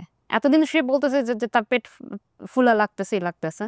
তো আমি দেখলাম যে তার পা ফুলা লাগতেছে আমার কাছে। তো আমি ওর পায়ের মধ্যে একটু চাপ দিলাম, দেখলাম আমার আঙ্গুল চলে যাচ্ছে, মানে দেবে যাচ্ছে। যেটা প্রেগন্যান্ট মহিলাদের ক্ষেত্রে হয়। পায়ে পানি পায়ে পানি চলে আসে।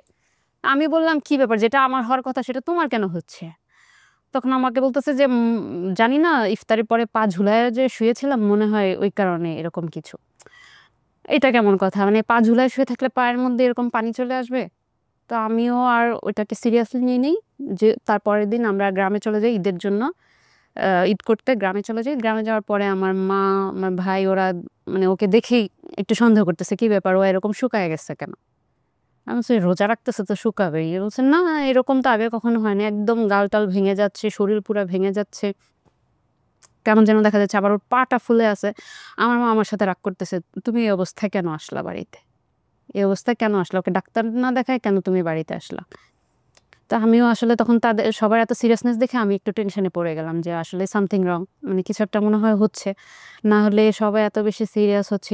আর সে এমন মানে এর মাঝখানে একটা কথা বলি, আমার বাসায় আমার থেকে সবার পছন্দের ছিল সে। মানে কোন একটা কিছু নিয়ে বললে আমাকে বলতো কি, "হ্যাঁ, হইছে আমরা জানি তুমি কেমন।" না কখনোই আমার কমপ্লেইন তারা শুনে নাই। তারা এত বেশি তাকে পছন্দ করত সবাই। তারপর আমি আমার বাড়িতে ছিলাম, ও ওদের বাড়িতে চলে গেল ঈদের আগের দিন। আম তখন ওদের বাড়ি থেকে আমার ফোন আসলো। মানে আমার যা আমাকে ফোন দিচ্ছে যে, "জাহিদের এই অবস্থা, তুমি ডাক্তার না দেখায় কেন আসলা?" তখন আমি জানি না যে ওর যে বাড়িতে যে আরো বেশি অবস্থা খারাপ হয়ে গেছে। ওর তখন লুজ মোশন শুরু হয়ে গেছে এবং সে বিছানায় পড়া। ওহো! এবং শরীর আরো বেশি ফুলে যাচ্ছে সবকিছুতে। তখন আমাকে ভাবি বলতেছে যে, "এই অবস্থা, তুমি ডাক্তার না দেখায় কেন আসলা?" তা আমি বলতেছি, "ভাবি আমি তো এরকম কিছু বুঝি নাই। আচ্ছা দেখি তোরে ঈদ শেষ হলে তাহলে তাড়াতাড়ি চলে যাব ঢাকায়।" তো রমজান মাস ঈদ শেষ হলেও তো সবকিছু আবার ওপেন হতে ১ সপ্তাহ ১০ দিন লেগে যায় সবকিছু মিলায়। তখন আমরা ঢাকায় আসলাম। ঈদের কিছুদিন পরে আসার পরে আ ওরই পরিচিত একজন ডাক্তার আছে। উনি হচ্ছে মেডিসিনের ডাক্তার। ওর কাছে গেল। উনার কাছে গেল। উনি ওকে দেখে হয়তোবা বুঝে ফেলছে মানে কি হতে পারে। তো উনি ওরে কিডনি আর লিভারের কিছু টেস্ট দিল। তো দেখা গেল যে ওর কিডনি টেস্টগুলা সব ভালো আছে। অনেকগুলোই টেস্ট দিছে। তো আমার সবগুলোই ভালো ছিল। কিন্তু লিভারের যেই টেস্টটা ওটা তখন উনি বলে নাই। উনি ওকে বলছে যে, তুমি পিজিতে হেপাটোলজিস্ট ডিপার্টমেন্টে তুমি এই ডাক্তার দেখাও।" ডাক্তার সাজেস্ট করে দিল যে এই ডাক্তারের কাছে যাও। তো পিজিতে অনেকদিনই আসলো, টেস্ট করলো। অনেকদিন লেগে গেছে ওর রোগটা ফাইন্ড আউট করতে। অনেক টেস্ট ছিল। ডিএনএ টেস্ট, মানে লিভারের অনেক ফাংশন, অনেক কিছু টেস্ট করতে এগুলোর রেজাল্ট আসতে অনেকদিন লেগে গেছে। ১০-১৫ দিন পরে আমরা জানলাম যে আসলে ওর লিভারে প্রবলেম হয়েছে, যেটা লিভার সিরোসিস, এবং যেটা হয়েছে ওর হেপাটাইটিস বি ভাইরাস থেকে। এবং এটা বলা চলে এটা ওদের ফ্যামিলিগতই। মানে তখন তো মানে মাথায় আকাশ ভেঙে পড়াটা কি জিনিস, যেটা ছোটবেলা থেকে শুনে আসছি ওইভাবে ফিল করিনি। তখন আসলে আমার মাথায় আকাশটাই ভেঙে পড়েছিল। তখন ওর বয়স কত যখন এটা ধরা পড়ল? আমার হাসব্যান্ডের হ্যাঁ, ওই সময় তখন 40। ৪০ এ গিয়ে এটা ধরা জি। পড়েছে। ওকে, তারপর? তখন আমার মাথায় আসলে আকাশটাই ভেঙে পড়ল। কারণ আমি তখন প্রেগন্যান্ট 6 মান্থ।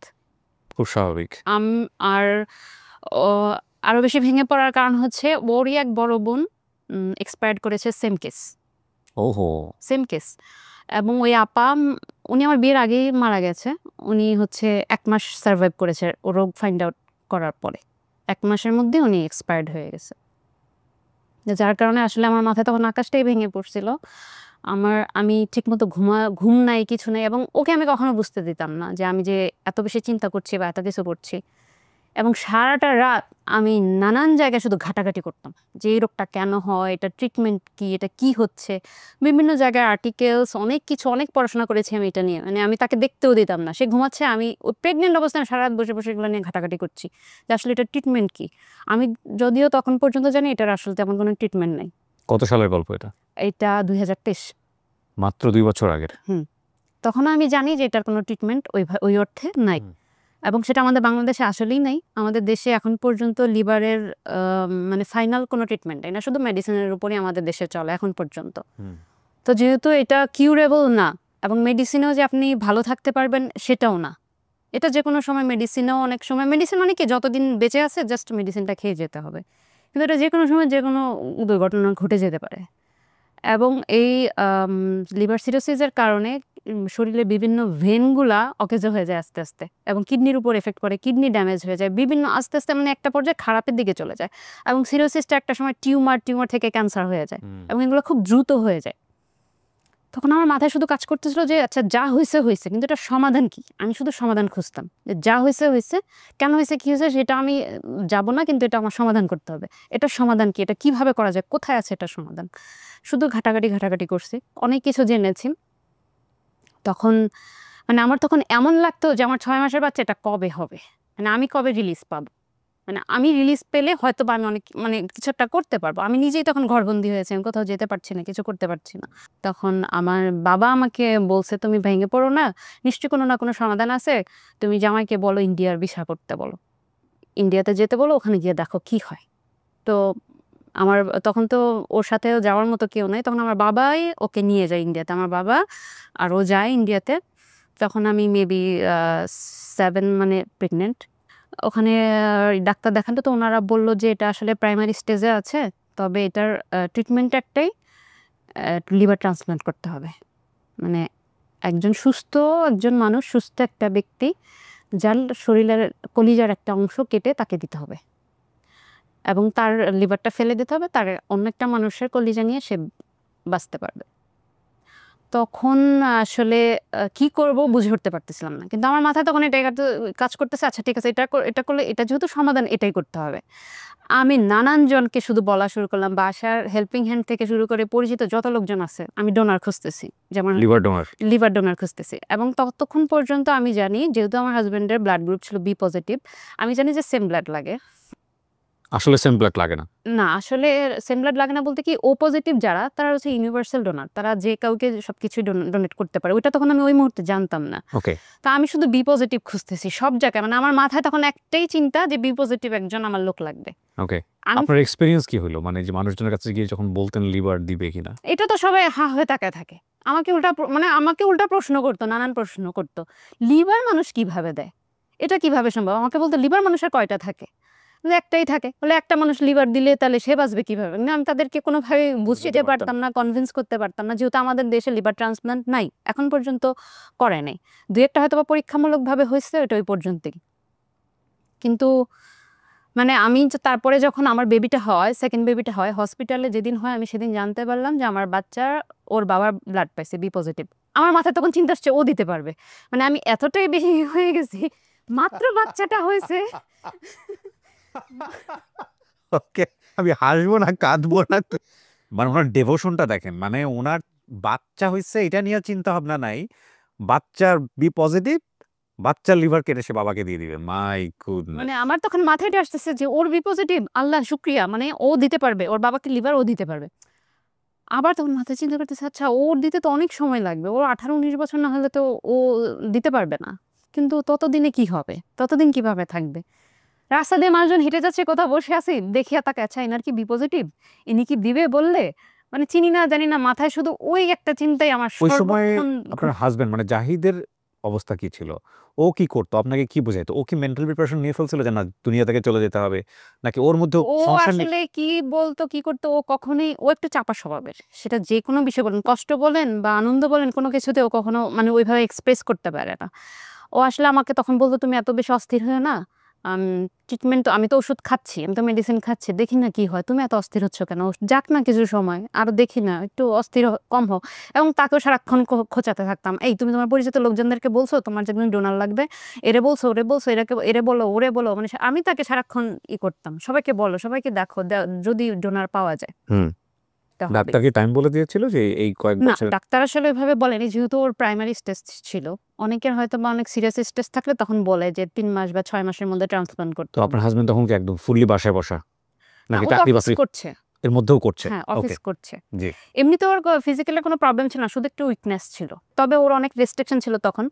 দেখা যাচ্ছে ও 24 ঘন্টা 1 লিটার পানি খেতে পারবে এবং খাবারের মধ্যে অনলি 2 গ্রাম লবণ খেতে পারবে। মানে লবণ একদম কম? লবণ একদমই 2 গ্রাম, মানে 1 চিমটি। 1 চিমটি পরিমাণ। তখন দেখা যায় আমি লবণ ছাড়াই রান্না করতেছি। আমরা লবণ আলাদা করে নিয়ে খাচ্ছি, সে লবণ ছাড়াই খাচ্ছে। এবং 1 লিটার পানি, একটা মানুষ 1 লিটার পানি খেয়ে কিভাবে থাকে? যেই গরম আমাদের দেশে, গরমের সময়, তখন তো পুরাই সামার সিজন। সারা দিনে 1 লিটার পানি? 24 ঘন্টা 1 লিটার পানি। ওকে। মানে সে ওষুধের মতো করে পানি খেত, টিপ টিপ টিপ টিপ করে, শুধু গলা ভিজাইতো। কারণ ওর যেহেতু সিম্পটমই ছিল শরীরে পানি চলে আসা, পায়ে পানি, পেটে পানি, ওর পানিটা এবজর্ব করতো না। তো ওর এই জন্য পানির উপর লিমিটেশন ছিল এবং লবণের লিমিটেশন ছিল। মানে ওর যে পানি খাওয়ার আকুতিটা সবসময় করতো, মানে অফিস থেকে বাসায় যখন যেত, বাসায় যাওয়ার যে পথ জ্যামে গরমে বাসায় যে একটু মন ভরে সে 1 গ্লাস পানি খাবে, এই জিনিসটা খাওয়ার জন্য যে আকুতি করতো, ওই জিনিসটা আমার খুব কষ্ট লাগতো যে একটা মানুষ পানি খেতে পারছে না, এত কষ্ট লাগতো। তখন আমি বলতাম কি, আচ্ছা তুমি একটু নর্মাল পানি আর একটু ফ্রিজের পানি মিক্সড করে খাও, তাহলে একটু ঠান্ডা খেলে তো তৃষ্ণাটা কমবে। তখন ঠান্ডাও খেতে পারতো না, মানে ওর ঠান্ডা লেগে যেত। 3 মাস পর আবার ও চেক আপে যায়, তখন আমি তো ওকে বললাম যে তুমি ফুল প্রিপারেশন নিয়ে আসবা, ওখানে ট্রান্সপ্লান্টের জন্য কি কি করতে হয় সবকিছু জেনে আসবা। এবং ও যায়, যাওয়ার পর ওখানে ডাক্তারের সাথে কথা বলে, ডাক্তার তখন ওকে ডিটেলস বলে ট্রান্সপ্লান্টের জন্য কি কি প্রয়োজন, কি কি করতে হবে, এবং ডোনারের কথা জিজ্ঞেস করছে। তখন বলছে যে ডোনার আপনার যেহেতু বি পজিটিভ যে কেউ 18 থেকে 40 বছর বয়সের বি পজিটিভ অথবা ও পজিটিভ, এই 2টা মানুষ আপনাকে, সুস্থ একজন মানুষ আপনাকে লিভার ডোনেট করতে পারবে। এবং সেটা হতে হবে আপনার ফ্যামিলি মেম্বার, বাইরের কেউ না। যেহেতু মানে অর্গান বেচা কিনা এটা আইনত দণ্ডনীয় অপরাধ, সে কারণে ওরা বলছে যে ফ্যামিলির কেউ দিতে হবে, বাইরের কেউ না। তখন মানে আমি যখন শুনছি যে ও পজিটিভ দিতে পারবে, আমি কিভাবে এটা শুকরিয়া আদায় করবো জানি না, আমার ও পজিটিভ। এবং আমি যখন শুনতে পারছি যে ও পজিটিভ দিতে পারবে, আমি মানে শুকরিয়া আদায় করতে আমি ওই মুহূর্তটা বলে বুঝাতে পারবো না যে আমার যে কতটা, আমি মানে মনে হচ্ছে মাথার উপর থেকে বিশাল বড় একটা পাথর সরে গেল। তখন আমি ওকে সাথে সাথে বললাম যে তুমি কালকে আবার ডাক্তারের কাছে গিয়ে জিজ্ঞেস করবে যে আমার ওয়াইফ দিতে পারবে কিনা, কারণ তার একটা বেবি হয়েছে মাত্র এবং 2টাই সি সেকশন। এটা শোনার পর সে কি বলছে? তখন সে আমাকে বলতেছে যে তুমি দিবা মানে কিভাবে কি? আমি বলছি, আরে আমি দিচ্ছি না, তুমি জিজ্ঞেস করো না, আমি কি বললি কি দিয়ে দিতেন, তুমি জানো ইনফরমেশন গুলো নিয়ে আসো। তখন সে জিজ্ঞেস করছে, পরের দিন হসপিটালে গিয়ে ডাক্তারের সাথে কথা বলছে, ডাক্তার বলছে যে বেবির বয়স কত, তখন বলছে যে 1 মান্থ। তখন বলছে যে না, আপাতত তো না, 1 মান্থ বাচ্চার বয়স এই মুহূর্তে তো দেয়া যাবে না, 7-8 মাস পরে বেবি আর একটু বড় হলে তখন হয়তোবা আমরা করতে পারবো। তখন আমি বললাম যা যা ডকুমেন্টস লাগবে তুমি সব জেনে আসো, আমি দেখি কি করতে পারি। তখন সে দেশে আসলো, যখন আমি বলতেছে যে আমি দেবো, যেহেতু আমরা ডোনার ওইভাবে আসলে খুঁজে পাচ্ছি না, কাউকে করতে পারি নাই। তখন সে বলতেছে যে দেখি না কি হয়, আমি তো ভালো আছি, আমার তো কোনো প্রবলেম হচ্ছে না। আমি বলছি প্রবলেম হচ্ছে না, কিন্তু এটা যদি আরো খারাপের দিকে চলে যায় তখন আমাদের আর কিছুই করার থাকবে না। ক্যান্সারটা ওই দিকে চলে গেলে অনেকটাই ক্রিটিক্যাল হয়ে যাবে বিষয়টা। আমি চাচ্ছি না এটা নিয়ে বসে থাকতে। যত বসে থাকবো তত এটা মানে ভালো তো হওয়ার কোনো চান্সেস নেই, এটা খারাপই হবে। তাহলে আমি কেন এটা নিয়ে বসে থাকবো? সবাই আমাকে একটু বলছে যে আরেকবার চিন্তা করো, আরেকবার চিন্তা করো। যে আমাকে এই কথা বলছে আমি তার সাথেই মানে সম্পর্ক বন্ধ করে দিছি। মানে কেন আমাকে বললো আরেকবার চিন্তা করো? কেন আমি আরেকবার চিন্তা করব? কেন আমি আরেকবার চিন্তা করব? এই কথা কেন আপনি আরেকবার চিন্তা করবেন না? এই প্রশ্নটা আমি করি আপনাকে। আমি শুধু ওই লাইনটা আপনার মাথায় নিচ্ছি। সেটা হচ্ছে আপনি যখন কনফার্ম হয়ে গেলেন যে না আপনি দিতে পারবেন, তখন আপনি বলছেন যে আমি একটু হাঁপ ছেড়ে বাঁচলাম, এবং আপনি বলছেন যে আমি রিল্যাক্স হয়ে গেলাম, টেনশন ফ্রি হয়ে গেলাম। স্বভাবতই সম্পর্কটা অসাধারণ নিঃসন্দেহে। কিন্তু হয় না, অনেকেই তো টেনশনে পড়ে যাওয়ার কথা। না, আমার হাসব্যান্ড খুঁজে পাচ্ছে না কোথাও থেকে, শেষ পর্যন্ত এবার আমার কাছেই আসবে। মানে সম্পর্কটা এরকম দিকেও তো যাওয়ার সম্ভাবনা থাকে। এবং ওয়াইফ না, আমি বলি ওয়াইফ এবং হাসব্যান্ডের কেউ যদি ওই মুহূর্তে রাজি না হয়, একটা হচ্ছে যে স্বতঃস্ফূর্তভাবে আপনি রাজি হয়ে গেছেন বা আপনি চিন্তা করছেন, সেটা ফাইন। কিন্তু রাজি না হয়ে গেলে আমরা একটু মুদ্রার ওপিঠটাও একটু ভাবার চেষ্টা করছি। ডোনার কোথাও পাওয়া যাচ্ছে না এবং হাসব্যান্ড ওয়াইফের উপরেই ডিপেন্ডেন্ট, এবং ওয়াইফ কোনোভাবেই সে রাজি হচ্ছে না, কনভিন্স করতে হচ্ছে তাকে। কনভিন্স করতে হচ্ছে তাকে। মানে রাজি না হলে তখন পরিস্থিতিটা কি অবস্থা দাঁড়ায়? মানে এই সংসারটা কি আদৌ টিকবে বা টিকবে কিনা? আর রাজি যে হচ্ছে না সেটার পেছনেও তো অনেক বেশি যুক্তি থাকতে পারে। সে ভয় পেতে পারে। পৃথিবীতে তো মানুষ সবচেয়ে নিজেকেই বেশি ভালোবাসে। জি। সেটাও তো যুক্তির বাইরে কোনো কিছু না। কিন্তু আপনি অনেক স্মুথলি নিয়ে ফেলছেন। সেদিক থেকে হয়তোবা তখন পর্যন্ত আমরা চিন্তা করছি খুবই সুন্দর একটা গল্প। কিন্তু মেক্সিমাম ক্ষেত্রেই তো বা অনেকেই তো রাজি নাও হইতে পারে। আপনার মাথায় এই জিনিসগুলো আসছে ওই সময়টাতে? না, আমার মাথায় আপনার তখন অ্যান্সারটা এগুলো কি আসে হবে? নাই। আমার তখন এগুলো আসে নাই। আমার যেহেতু ছোট, ছোট বাচ্চা, আমি চাইনি ওদের লাইফটা নষ্ট হয়ে যাক। মানে আমি ওর বাবা ছাড়া ওদের লাইফটা কল্পনা করছি যে ওদের লাইফটা অনেক বেশি ক্রিটিক্যাল হয়ে যাবে। ওদের লাইফটা একদমই ক্রিটিক্যাল হয়ে যাবে, যে ওর বাবা ওদের সাথে এত বেশি অ্যাটাচড, ওরা ওর বাবার প্রতি এত বেশি পাগল। আমি চাইনি ওদের এই লাইফটা, ওদের এই বন্ডিংটা নষ্ট হয়ে যাক। আর আমি আমার লাইফটাও চিন্তা করেছি যে হাসব্যান্ড ছাড়া একটা মেয়ের লাইফ, মানে আমার বিধবা শব্দটা আমি চাই নাই আমার লাইফে। আমি এই শব্দটা আমার লাইফে নিতে চাই নাই। আমিও চাই না আমার বাচ্চারা মানে বাবা মা নাই এই শব্দটা নিয়ে বাঁচুক। যার কারণে আমি অন্য আর কোনো কিছুই চিন্তা করি নাই। কোনো কিছুই ভাবি নাই। কোনো কিছুই মাথায় আসে নাই। যে আমার চোখে মানে আরো বেশি লাগছে যে আমার চোখের সামনে একটা মানুষ আস্তে আস্তে কষ্ট করে ট্রিটমেন্ট না নিয়ে চলে যাবে, এই জিনিসটা আমি মেনে নিতে পারবো না। আমি সারা জীবন নিজেকে ক্ষমা করতে পারবো না। আমার কিছু করার ছিল কিন্তু আমি করি নাই, আমি নিজেকে হয়তো বা সারা জীবনও ক্ষমা করতে পারবো না। তখন আফসোস করলেও কোনো লাভ হবে না, আফসোস করেও আমার আর কোনো কিছুই ঠিক হবে না। তারপর তখন ও আসলো, আসার পরেই শুরু হলো আমাদের সবকিছু গুছানো। তখন মেবি মার্চ মাস ছিল 2024 সালের। ও তারপরে যখন আবার চেক আপের থেকে আসলো, তখন আসলে অনেক বেশি আইনি প্রসেস ছিল ট্রান্সপ্ল্যান্টের জন্য, যে এত কিছু করতে হয়, এত কিছু করতে হয়, যেটা আমাদের জানাই ছিল না একদমই। মানে আমাদের প্রথম সিভিল সার্জন থেকে একটা পারমিশন নিতে হয়েছে, এবং সিভিল সার্জন থেকে সেটা আইন মন্ত্রণালয়ে গেছে, আইন মন্ত্রণালয় থেকে আইন মন্ত্রণালয় থেকে একটা পারমিশন নিতে হয়েছে, তারপর সেটা ফরেন মিনিস্ট্রি থেকে একটা পারমিশন নিতে হয়েছে, এবং সেটা চিফ জুডিশিয়াল ম্যাজিস্ট্রেটের কাছে আমাদের একদম আসামের মতো কাঠগড়ায় দাঁড়ায়ও তার ওখান থেকে দাঁড়ায় আমাদেরকে পারমিশন আনতে হয়েছে। এই পারমিশনটা নিয়ে গিয়ে আপনাকে ইন্ডিয়াতে হাসপাতালে জমা দিতে হয়, হ্যাঁ, আদারওয়াইজ ওরা করবে না। এটা তো কলিজা কেটে দেওয়ার চাইতেও অনেক এটা ডিফিকাল্ট অনেক একটা। বেশি সাফার ছিল আমাদের এই জার্নিটা, অনেক বেশি সাফার ছিল। মানে এর কাছে যাই, এ বলে এটা আমার কাজ না, এটা ওর কাজ, এ বলে মানে এত বেশি এই কাজগুলো নিয়ে। ইভেন দো এই কাগজগুলো আমাদের অ্যাটাস্টেড করাতে হয়েছে, নোটারি করতে হয়েছে, ট্রান্সলেট করতে হয়েছে, এত বেশি কাগজগুলোতে এত প্রবলেম হয়েছে। তারপরে জার্নিটা মানে এই কাগজগুলো নিয়ে আমাদের মূলত তার পরবর্তী লাইফটাতে আরো বেশি কষ্ট করতে হয়েছে। তারপর যখন আমরা এই কাগজগুলো গুছাই আমরা যাই, যাওয়ার পর ওখানে কি হয়, মানে আমার বাবা, মানে আমি যেহেতু ডোনার, আমার ফ্যামিলি থেকে আমার ভাই কিংবা আমার বাবা, যেই হোক আমার ফ্যামিলির একজন মেম্বার আমার গার্ডিয়ান হিসেবে ওখানে যেতে হবে, এবং তাদের উইলিংলি বলতে হবে যে হ্যাঁ আমার মেয়ে এই কাজটা করতেছে, এটাতে আমরা সম্মতি আছে, আমাদের কোনো আপত্তি নেই। তখন হচ্ছে যে আমাদের দেশের ওই যে ইয়েটা শুরু হয়ে যায়, ছাত্র আন্দোলন শুরু হয়ে যায়, জি। তখন ভিসা পাওয়াটা খুব টাফ ছিল। আমার বাবা ভিসা পায় নাই, 2-3 বার আমরা ভিসা জমা দিয়েছি, আমার বাবা ভিসা পায় নাই, এবং আমার ফ্যামিলির কেউই ভিসা পায় নাই, সবাইকে দিয়ে ট্রাই করেছি, কেউ তখন ভিসা পায় নাই। তো যার কারণে আমাদের পরবর্তী ট্রিটমেন্টটা অনেক বেশি জটিল হয়ে গেছে, আমার ফ্যামিলি থেকে কেউ যেতে পারছে না সেজন্য। ট্রিটমেন্টের কথা বাদ দেন, কিন্তু আপনার নিজের স্কুলিং কি ছিল? আপনি কি জানতেন যে আপনার শরীরের ভিতর থেকে একটা অংশ যে কেটে দেওয়া হবে? হ্যাঁ, নিজে কি বোঝাচ্ছিলেন ওই সময়? আমি তো তখন স্বয়ং ভয় পান? মানে শুধু ভয় না, মানে আমি সব দেখতেছি যে আমার ওই মুহূর্তটা কখন আসবে, ওই অপারেশনের ডেটটা কবে আসবে। কি বলেন? অপারেশনের ডেটটা আমার এট এনি হাউ তাকে অপারেশন করাতে হবে, তাকে বাঁচাতে হবে, নাহলে যে কোনো সময় যে কোনো একটা দুর্ঘটনা ঘটে যেতে পারে। আপনার নিজের কোনো ভয় লাগতো না?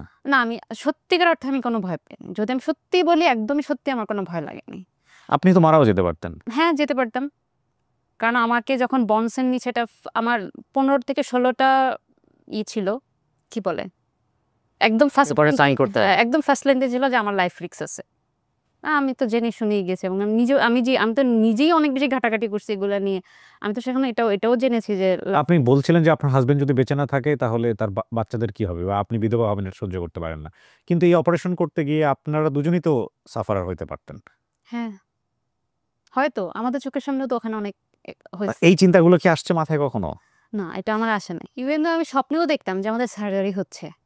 আমি যে মাথায় ওই একটা চিন্তায়, এবং আমি ডাক্তারকে বলছি, হিন্দিতে বলছি, মেরে হাসবেন্ড বিলকুল ঠিক হয়ে যায়গে কে। মানে আমার স্বপ্নেও আমি ওইগুলা দেখতাম, মানে আমার সার্জারি হচ্ছে, আমি সার্জারি রুমে আছি, এরকম স্বপ্নেও আমি দেখতাম। তো যাই হোক, আমি 2024 জুনের 18 তারিখে আমরা ইন্ডিয়াতে চলে যাই। আমার সেকেন্ড বেবির বয়স তখন 11 মাস। ওদেরকে রেখে গেলেন না নিয়ে গেলেন? ওদেরকে রেখে গিয়েছি আপনার মায়ের কাছে? আমার মায়ের কাছে। আমার মা ছিল আমার বাসায়, এবং যেদিন আমি যাব সেদিন সন্ধ্যা থেকে আমার হাজবেন্ডের জ্বর, ওর প্রায় সময় জ্বর আসতো, এবং লিভার রোগীদের এটাই একটা বড় সমস্যা যে ওদের প্রায় সময় খুব হাই ফিভার থাকে, 104 105 এরকম হয়ে যায়, ওদের জ্বর থাকে এরকম প্রায় সময়। তো ওর সন্ধ্যা থেকে ওর জ্বর, মানে মানে সকালের ফ্লাইট আমাদের, ওর সন্ধ্যা থেকে জ্বর এবং অনেক জ্বর।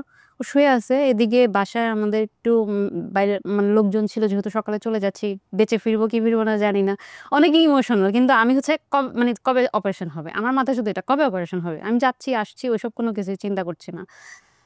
তো আমি আসলে ওই দিন সারাটা রাত ঘুমাতে পারিনি। এতদিন আমার একটু খারাপ লাগে নাই, কিন্তু ওই সময় যে মনে হয়েছে যে আমি কি আবার আমার বাচ্চাদের দেখতে পারবো কিনা, আবার ফিরে এসে ওদেরকে ধরতে পারবো কিনা। সারাটা রাত আমি আমার ছোট বাচ্চাটাকে কোলে নিয়ে বসেছিলাম, বড় বাচ্চাটা আমার পাশে শুয়েছিল। ও তো কিছু বুঝে, 10 বছর বয়স, ও তো অনেকটাই বুঝে, ও তো কান্না করতেছে, ছোট ছোট, ও তো কিছু বুঝে না। ওকে নিয়ে আমি সারাটা রাত বসা, শুধু কাঁদতেছি। ফজরের আজান দিল, উঠে নামাজ পড়ে আমরা রেডি হয়ে গেলাম, যেহেতু তখন বাংলাদেশে আন্দোলন চলছে। আমাদের ফ্লাইট ছিল 11টায়, কিন্তু আমরা খুব আর্লি মর্নিং বের হয়ে যাই, কারণ একটু পর রাস্তাঘাট বন্ধ হয়ে যাবে, আমাদের পৌঁছাতে ঝামেলা হবে। তো আমি তখন বাচ্চাটাকে যখন আমি দেই, আমি গাড়িতে উঠবো, আমার মনে হয় যে আমি ওখানেই নেই। কলিজা তো তখনই কেটে ফেলেছি। মানে আমার তখন এরকম লাগছে যে আমার কোলের বাচ্চা, আমার দুধের শিশু আমি রেখে চলে যাচ্ছি। আমি জানি না আবার ফিরে আসতে পারবো কিনা। আমি জানি না ওদের ভাগ্যে কি আছে। আমি জানি না আমার কি হবে, ওদের কি হবে। আমি আর ফিরে আসতে পারবো কিনা জানি না। এয়ারপোর্টে পৌঁছানোর সাথে, সাথে আমি বমি করে মাথা ঘুরে পড়ে যাই। তখন মানে এমন একটা সময় পড়ি, তখন যে আমি চেক ইন করতেছি তখন আমি পড়ে যাই। তখন চেক ইন অফিসার আমাকে ফ্লাই করার অনুমতি দিচ্ছে না। উনি আমাদের ফ্লাইট ক্যান্সেল করে দিচ্ছে। ওহো! তখন তো মানে আমি তো পড়ে গেছি। আমার হাসব্যান্ড আমাকে ধরে বসে আছে। উনি যখন বললো যে আপনারা ফ্লাই করতে পারবেন না, এটা শুনে আমার মাথা খারাপ হয়ে গেছে। আমি তখন ওই অবস্থায় উঠে দাঁড়ায় পড়ছি। আমি বলছি, "না, না, আমি ঠিক আছি। আমি ফাইন। কিছু হবে না। আমি তো ঘুমাই নাই, এই রাতে ঘুমাই নাই। এজন্য আমার একটু খারাপ লাগছে, মাথা ঘুরাচ্ছে।" তখন উনি আমাকে বলল যে, "এই পারমিশন তো আমি আপনাকে দিতে পারবো না। আপনাকে ডাক্তারের থেকে পারমিশন নিয়ে আসতে হবে।" মানে মনে হলো আল্লাহ কি শুরু হলো! একটার পর একটা বাধা আসতেছে তো আসতেছেই। তখন আমাদেরকে এয়ারপোর্টের যে ডাক্তার থাকে ওনার কাছে নিয়ে গেল। ওই রুমে নিয়ে গেল। ওখানে নার্স, ডাক্তার অনেক কিছু দেখলো। আমাকে চেকআপ-টেকআপ করলো। দেখলো যে আমার বিপি অনেক লো হয়ে গেছে। তখন ওরা আমাকে কিছু মেডিসিন দিল, স্যালাইন-ট্যালাইন দিল। ওখানে কিছুক্ষণ থাকার পরে তখন ডাক্তার পারমিশন দিল যে, "নাও শি ক্যান গো।" ইয়েতে লাউঞ্জে গিয়ে আমি শুয়ে পড়ছি। আমার আর কিচ্ছু মনে নেই। আমার আর কিছুই মনে নেই। যখন আমাদের ফ্লাইট টাইম হলো আমাকে উঠাইয়া বলল, "কিছু খেয়ে নাও, চলো যাই।" বলছি, "আমি খাবো না কিন্তু চলো যাই।" তারপর ওই অবস্থায় আমি উঠে প্লেনে উঠে যে কিভাবে আমি ইন্ডিয়া গেছি আমি জানি না। আমার সত্যিকার অর্থে আমার কোনো সেন্স কাজ করে নাই তখন। আমি কি সজাগ ছিলাম না ঘুমাইছিলাম আমার কিচ্ছু মনে নাই। তারপর আমি আহ নেমে আমাদের যে রুম নিলাম, রুমে যাওয়ার পর আমি বাসায় ফোন করি, ঢাকাতে ফোন করি। ফোন করে বলি যে আসছি। ৩ মিনিট মনে হয় ৩ মিনিটের মতো কথা বলেছিলাম যে বাচ্চারা কি করতেছে এটা সেটা। বলার পর আমি তখন লাঞ্চ করে ঘুমায়ে পড়ছি। সন্ধ্যা ৮টার দিকে উঠলাম। উঠে ফোন দেই আর ফোন আসে না। তখন বাংলাদেশে নেট অফ করে দিল। ওই দিনই নেট অফ হয়ে গেছে। ইন্টারনেট বন্ধ। আমি তো তখন পাগলের মতো চিৎকার করা শুরু করছি। মানে আমি আজকে আসলাম, আজকে রাতটা অন্তত জানতাম যে বাচ্চারা রাত ঘুমাচ্ছে না, কান্না করতেছে না, কি করতেছে। সারাটা রাত আমি শুধু কান্না করছি। সারাটা রাত। ছোটখাটো বাচ্চারা যখন হসপিটালে দেখতাম, এখানে সেখানে দেখতাম যে কোলে নিতাম। মানে কেন যেন নিজের বুকটা খুব হাহাকার লাগতো বাচ্চাদের জন্য। ওদের কান্না, ওদের কথা মনে হতো সারাক্ষণ আমার কানে বাজতেছে। ওখানে যাওয়ার পরে আমাদের এত টেস্ট প্রতিদিন করতে হতো। মানে আমার শরীর থেকে ব্লাড নিতে আমার এই জায়গাটা পুরো বিষাক্ত হয়ে গিয়েছিল। কালো হয়ে গেছে। সিটি স্ক্যান, এমআরআই, এইটা সেটা কত কি। আমার ভয়াবহ অভিজ্ঞতা হয়েছে সিটি স্ক্যান আর এমআরআইতে। সিটি স্ক্যান মেশিনে আমাকে কিছু একটা মেডিসিন আমাকে স্যালাইন দিয়ে দিয়েছিল, যেটা আমার পুরোটা শরীরের শিরা উপশিরা সব ফুলে গেছে সাথে সাথে। এবং ওরা আমাকে বলছে যে এরকম একটা ফিল হবে, আপনি ভয় পাবেন না। এবং আমার নিঃশ্বাস বন্ধ রাখার কথা ছিল যে আপনি যখন মেডিসিনটা আমরা আপনাকে পুশ করবো আপনি নিঃশ্বাস বন্ধ রাখবেন। নিঃশ্বাস বন্ধ রেখে ওই অবস্থা আমার শরীরে, মানে একটা মেডিসিন যাচ্ছে সারা শরীরের রগগুলা ফুলে যাচ্ছে। আমার মনে হচ্ছে কান, নাক, মুখ সবকিছু দিয়ে আমার ফুটন্ত গরম পানি বের হচ্ছে। আমার এমন লাগতেছে মানে সবকিছু দিয়ে এরকম একটা, মানে আমি নিজেকে কন্ট্রোল করতে পারতেছি না। তার মধ্যে আবার আমাকে বলছে আমাকে নিঃশ্বাসটা একটু বন্ধ রাখবে। ওইটা এত ভয়াবহ অভিজ্ঞতা ছিল। তারপর এমআরআই মেশিনে আমার ১.৫ ঘন্টা লাগছে। আমি এমআরআই মেশিনের মধ্যে পুরা মনে হচ্ছে আমি কবরে আছি। এমআরআই মেশিনটা একদম পুরো এরকম না, মানে একদম কবরের মধ্যে মনে হচ্ছে আমি ১.৫ ঘন্টা শুয়েছিলাম। এবং হসপিটালের সমস্ত ডিপার্টমেন্ট, সমস্ত ডাক্তাররাই আমাদের দেখলো। ডাক্তাররা দেখার পর সবাই সার্টিফাইড করলো যে আমরা ট্রান্সপ্লান্টের জন্য আমরা ফিট আছি। ডাক্তার আমাকে এটাও বলছে যে তুমি কি স্বইচ্ছায় এখানে এসেছো কিনা, যদি তোমার হাজব্যান্ড ফোর্স করেছে কিনা, বা তার ফ্যামিলি থেকে তোমাকে ফোর্স করে পাঠাইছে কিনা। যদি এরকম কিছু হয়ে থাকে তুমি আমাদেরকে বলো, আমরা এটা অন্যভাবে বলে দেবো যে তুমি মেডিকেলি ফিট না। আমি তখন মানে বলেছি যে না, এরকম কোনো কিছুই না, আমি স্বইচ্ছায় এসেছি এখানে। হসপিটালে বড় যে ডাক্তার যিনি প্রফেসর, ওনার অনুমতির অপেক্ষায় ছিলাম। তো লাস্ট উনি আসলে ডেটটা দেয়, ওনার কাছে গিয়েছি, উনিও আমাদেরকে পারমিশনটা দিয়ে দেয়, ডেট হয়। তখন থেকে আসলে একটু ভয় লাগা শুরু করলো যখন আমাদের ডেট ফিক্সড হয়। দুজনের অপারেশন কি একই দিনে হবে? হ্যাঁ, একই দিনে। লাইক আপনার কাছ থেকে নিয়ে ওকে দিয়ে দিবে? হ্যাঁ, একই দিনে। ভর্তি হলাম, তার পরের দিনে আমাদের সার্জারি হওয়ার কথা ছিল। তো সামহাও আমাদের সার্জারিটা একদিন পিছায়া যায়, কারণ তখন একটা ইমার্জেন্সি কেস চলে আসে, একটা বেবির ইমার্জেন্সি ট্রান্সপ্লান্ট করতে হবে। তো আমরা যেহেতু চাচ্ছিলাম, আমি ডোনারের সার্জারিটা একটু রোবোটিক করার জন্য। তাহলে রোবোটিক বলতে এটা এমনিতে তো আপনার ফুল বডি ওপেন করতে হয়। রোবোটিক বলতে হচ্ছে আপনার রোবটে ৫-৬টা ফুটা হবে পেটের মধ্যে। ওই রোবটের যে আর্মসগুলা ওগুলা পেটের মধ্যে দিয়ে আমার লিভারটা কেটে, আমার যেহেতু সি সেকশন বেবি হয়েছে, তো ওই সি সেকশনের জায়গাটায় আবার কেটে ওই দিক দিয়ে লিভারটা বের করবে। ওকে। আমার আর বডি ওপেন হচ্ছে না। তো আমার এই টেকনোলজি আছে? হ্যাঁ, আছে। তো আমার হাজবেন্ড আমার মেডিকেল সায়েন্স নিয়ে শো করার ইচ্ছা আছে। আমি আসলে অনেক কিছু করার ইচ্ছা করি, টু বি অনেস্ট আপনাদেরকে বলি। আমার মাথার মধ্যে প্রতিদিনই ২-৩টা করে আইডিয়া আসে। কিন্তু আমার সময়ের অভাবে করা হয় না। আফসোস। মানে আমার যদি এরকম হতো যে মানুষজন এআই এর যুগে চলে যাচ্ছে না, আমি যদি এরকম হতো যে কমেন্ট দিয়ে আমার মতো ২-৩টা ভার্সন বানায় ফেলতে পারি, তাহলে আপনি দেখতেন যে আমি কত রকমের টক শো করতেছি বাংলাদেশে। ওকে, তারপর? তো যখন আমরা ওখানে যাওয়ার পর ডাক্তার আমাদের সার্জারি সম্পর্কে সবই ডিটেলস দিয়েছে যে আপনি ওপেন করতে হলে আপনাদের এরকম বাজেট থাকতে হবে, এটা সেটা অনেক কিছু আমাদের দিয়েছে। এবং যদি আপনি রোবোটিক করেন আপনার বাজেটটা এরকম হবে, এবং আপনি যদি রোবোটিক করেন আপনি খুব আর্লি রিকভারি করতে পারবেন, এবং এটা রিস্ক অনেক কম। তো যখন আমার হাজবেন্ড এটা শুনছে, ও তো শুরু থেকেই বলতেছে তাহলে তোমাকে রোবোটিকই করাবো, তোমাকে রোবোটিক করাবো। আমার হাজবেন্ডটাকে রোবোটিক করা যায় না? না তোর কাটতেই হবে। রোবোটিক করা যায়, যেহেতু ওর লিভারটা বের করে ফেলবে, ওর তো পুরোটাই বের করে ফেলবে, ওটা তো আর রোবোটিকে করা সম্ভব না। মানে পুরোটাই ফেলে দিবে? পুরোটাই ফেলে দিবে। ওকে। ওরটা তো পুরোটাই ড্যামেজ। আপনার কাছ থেকে কত পার্সেন্ট নিবে? আমার কাছ থেকে 60%। 60%? তখন আমাকে বলেছিল আমাকে 30 থেকে 60, মানে তখন এক্সাক্ট আমাকে অপারেশনের আগে বলা হয়নি কতটুকু নেবে, কিন্তু আপ টু 60%। কিন্তু আমাকে একদম আপ টুটাই নিয়েছে। 60% নিয়েছে? হ্যাঁ, 60। তো কালকে আমার সার্জারি, আমি স্টিল রাতে 12টা-1টা পর্যন্ত, আমাদের দুজনের রুম আলাদা ছিল, মানে অপোজিটই আমার রুমটা ছিল, এই পাশে ওর রুমটা ছিল। আমি ওর রুমে বসেছিলাম, ওর সাথে দুষ্টুমি করতেছি, হাসতেছি, করতেছি। তখন আমি আমার রুমে চলে যাই। মানে ডাক্তার আসলো, আমাকে কিছু মেডিসিন দিল খাওয়ার জন্য। ডাক্তার এসে আমাকে আমার রুমে ডেকে নিয়ে গেল। তো ওখানে আমি মেডিসিন খেয়ে আমি ওই রুমে, যদিও আমি ঘুমাই নাই, কিন্তু তার রুমে আমি আর আসতেছি না, যে সে তো যদি ঘুমায় থাকে আমি গেলে মানে উঠে যাবে। আমি এই ভয়ে তার রুমে আসতেছি না, যে আমি যদি দরজাটা খুলি তখন হয়তো সে উঠে যাবে, সে ঘুমাক, সকালে সার্জারি, আমি না ঘুমাই, কিন্তু তার ঘুমে যেন ডিস্টার্ব না হয়। অস্থির যে কখন, মানে আমি তখন অস্থির, কেন আমার সার্জারিটা হচ্ছে না, কেন লেট হচ্ছে। ওই যে একদিন মাঝখানে গ্যাপ হয়ে গেল, এত মন খারাপ হয়েছে আমার। তার 2 দিন আগে আমি শুনেছি একটা পেশেন্ট অ্যাডমিট হয়েছে, সকালে ওনার সার্জারি হবে, উনি রাতে মারা গেছে। বিকালে অ্যাডমিট হয়েছে, রাতে পেশেন্টটা মারা গেছে হসপিটালে, সকালে ওনার সার্জারি হওয়ার কথা ছিল। এত ভয় লাগতো এগুলো দেখে মনের মধ্যে। আবার তার মধ্যে আমাদের একদিন পিছায় গেছে। তখন আমি রাত্রেবেলা যখন মোটামুটি 4:30-5টা বাজে, আমি রুম থেকে বের হয়ে এখানে সেখানে হাঁটতেছি, ঘুরতেছি, কাউকে দেখতেছি না কেন, কোনো ডাক্তার আসছে না কেন, কোনো নার্স নেই কেন, নার্স স্টেশনে যাচ্ছে, কি ব্যাপার, নার্সরা সব কোথায় গেলো, আমাকে নেয় না কেন। বা আমি আমার হাজব্যান্ডের রুমের আশেপাশে দিয়ে ঘুরতেছি, ভাবতেছি সে হয়তো ঘুমাচ্ছে, যাক আমি না যাই, আমি গেলে সে উঠে যাবে, ডিস্টার্ব হবে। তখন আমি একটা পর্যায়ে তার রুমে উকি দিয়ে দেখি সে বসে আছে। তখন আমি বললাম, কি ব্যাপার, তুমি ঘুমাও নাই? বলে না। আমি বলছি, ও আচ্ছা ঠিক আছে, তাহলে কেউ যে আসে না, আমাকে যে নেয় না, আমাকে নেয় না কেন? তখন ও বলতেছে কি, কেন কেউ নাই ওদিকে? আমি বলছি, কাউকেই দেখতে পাচ্ছি না, প্রায় 5টার কাছাকাছি বেজে যাচ্ছে, কেউই আসতেছে না, কিছুই বলতেছে না। সার্জারি কি আজকেও ক্যান্সেল হবে? মানে আমার মনের মধ্যে ভয় সার্জারি কি ক্যান্সেল হয়ে যায় নাকি আবার, কোনোভাবে যেন সার্জারিটা আজকে অন্তত ক্যান্সেল না হয়। এটা বলে আমি তার রুম থেকে চলে আসি, এবং ওই যে তার আগের দিন রাতে তার রুমে বসে গল্প করে দুষ্টামি করে আসছি। আমি তাকে ফান করে বলি যে এর আগে তো আমাকে নিয়ে অনেক কমপ্লেন করছো আমার মায়ের কাছে, আমি এটা করছি সেটা করছি বিয়ের শুরু থেকে, এখন না হয় একটু প্রশংসা করো ফোন দিয়ে, এখন না হয় একটু বলো, তাহলে তো তারা একটু শান্তি পাবে। সারা জীবন তো আমার নামে কমপ্লেনই দিছো, এখন না হয় একটু বলো। তখন সে আমাকে বললো কি তোমার বলতে হবে? তোমার সামনে কি আর তোমার কথা বলি? আমি তোমার কথা অনেক আগেও বলছি, তোমার মাকে জিজ্ঞেস করে দেখো, আমার কোনো কমপ্লেন নেই তোমার বিরুদ্ধে। তখন আমি আসলে তার রুম থেকে চলে আসি। আসার পরে তারপর আবার আমি কিছুক্ষণ পরে তার রুমে যাই। কি ব্যাপার, তুমি দেখলা আমি সজাগ, তাহলে তুমি আমার রুমে আসলা না কেন?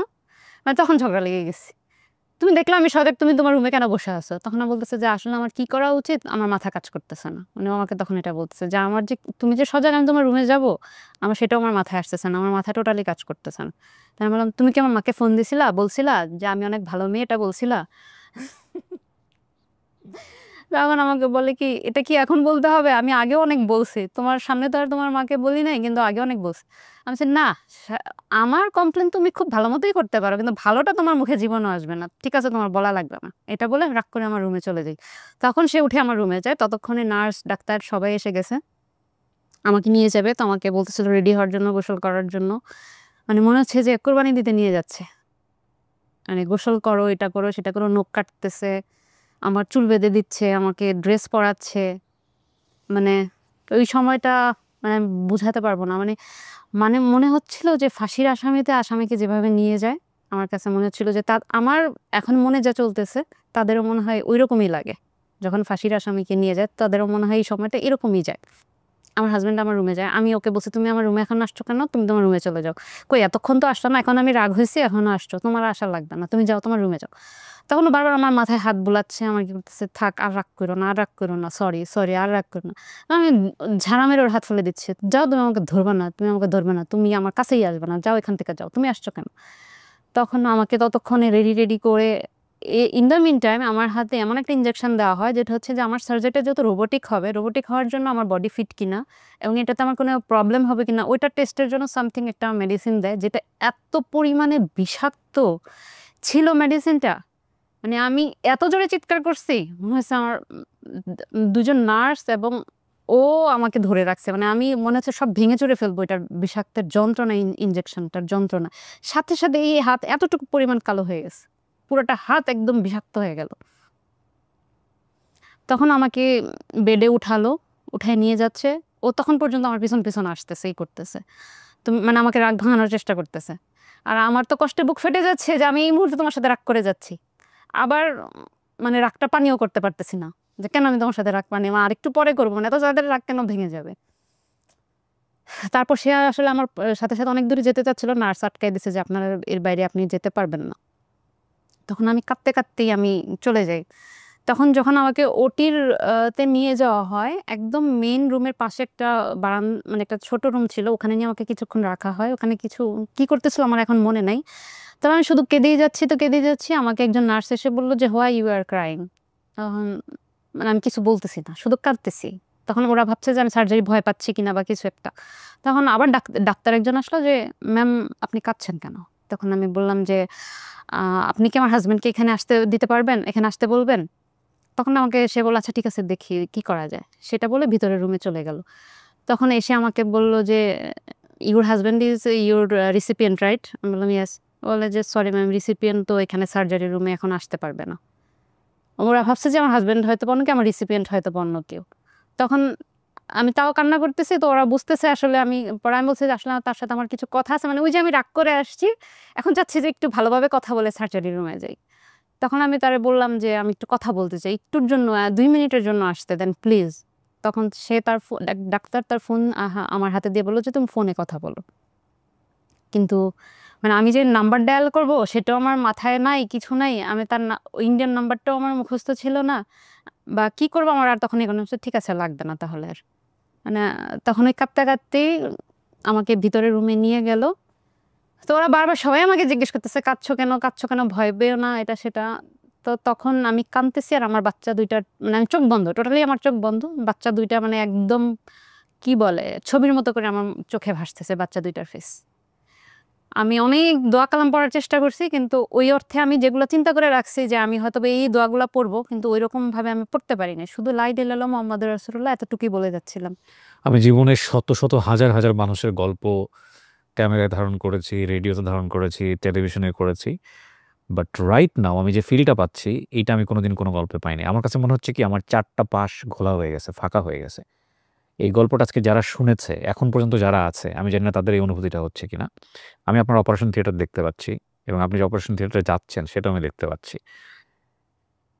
এটা কোনো সিনেমাতে পোট্রে করা মানে নাটকে পোট্রে করা, গল্পে পোট্রে করা সম্ভব না। Your husband is so lucky, মাশাআল্লাহ, সো লাকি। বলেন কি হয়েছে? শুধু আমার হাজবেন্ড লাকি না, আসলে তো আমি আমার গল্পটাই বলছি। আমি অনেক বেশি লাকি। সে এত একজন ওয়ান্ডারফুল মানুষ আমার লাইফে, মানে আমার এই 13 বছর সংসার লাইফে আমি কখনো দেখি নাই যে তাকে অপছন্দ করে এরকম একটা মানুষ, যে এই মানুষটা তাকে অপছন্দ করে। সত্যি কথা, আমি ফ্যামিলি বলেন, ওর ফ্রেন্ড সার্কেল বলেন, ওর কলেজিয়াস বলেন, আমি কারো কাছ থেকে দেখি নাই যে জাহিদকে অপছন্দ করে এরকম একটা মানুষ। আমি যখন ওটিতে সার্জারি রুমে গেলাম, আমি জাস্ট আমার চোখ খুলে তাকানোর মতো সাহস ছিল না ওইভাবে আর কিছু। এত চোখের মাথার উপরে এত এত লাইটস, এবং আমার ঠিক বাম পাশে রোবটটা দাঁড়ানো ছিল, আমার বেডের বাম পাশে মস্ত বড় একটা রোবট, বলা চলে বিশাল বড়, মানে আমাদের 2-3 জন মানুষের সমান লম্বা হবে। এবং এটার 4টা আর্মসগুলো এরকম করে দাঁড়া করা, মানে এরকম করে আছে, যেটা দেখে একবার তাকায় আমি আর সেকেন্ড টাইম এটার দিকে তাকাতে পারিনি।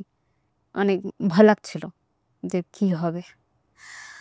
তখন জাস্ট আমার হাত সোজা করলো এবং ওই নার্সটা আমার সাথে কথা বলছে, গল্প করছে, কি বলছে আমি কিছুই জানি না, আমার মাথায় কিছু ঢুকে নাই।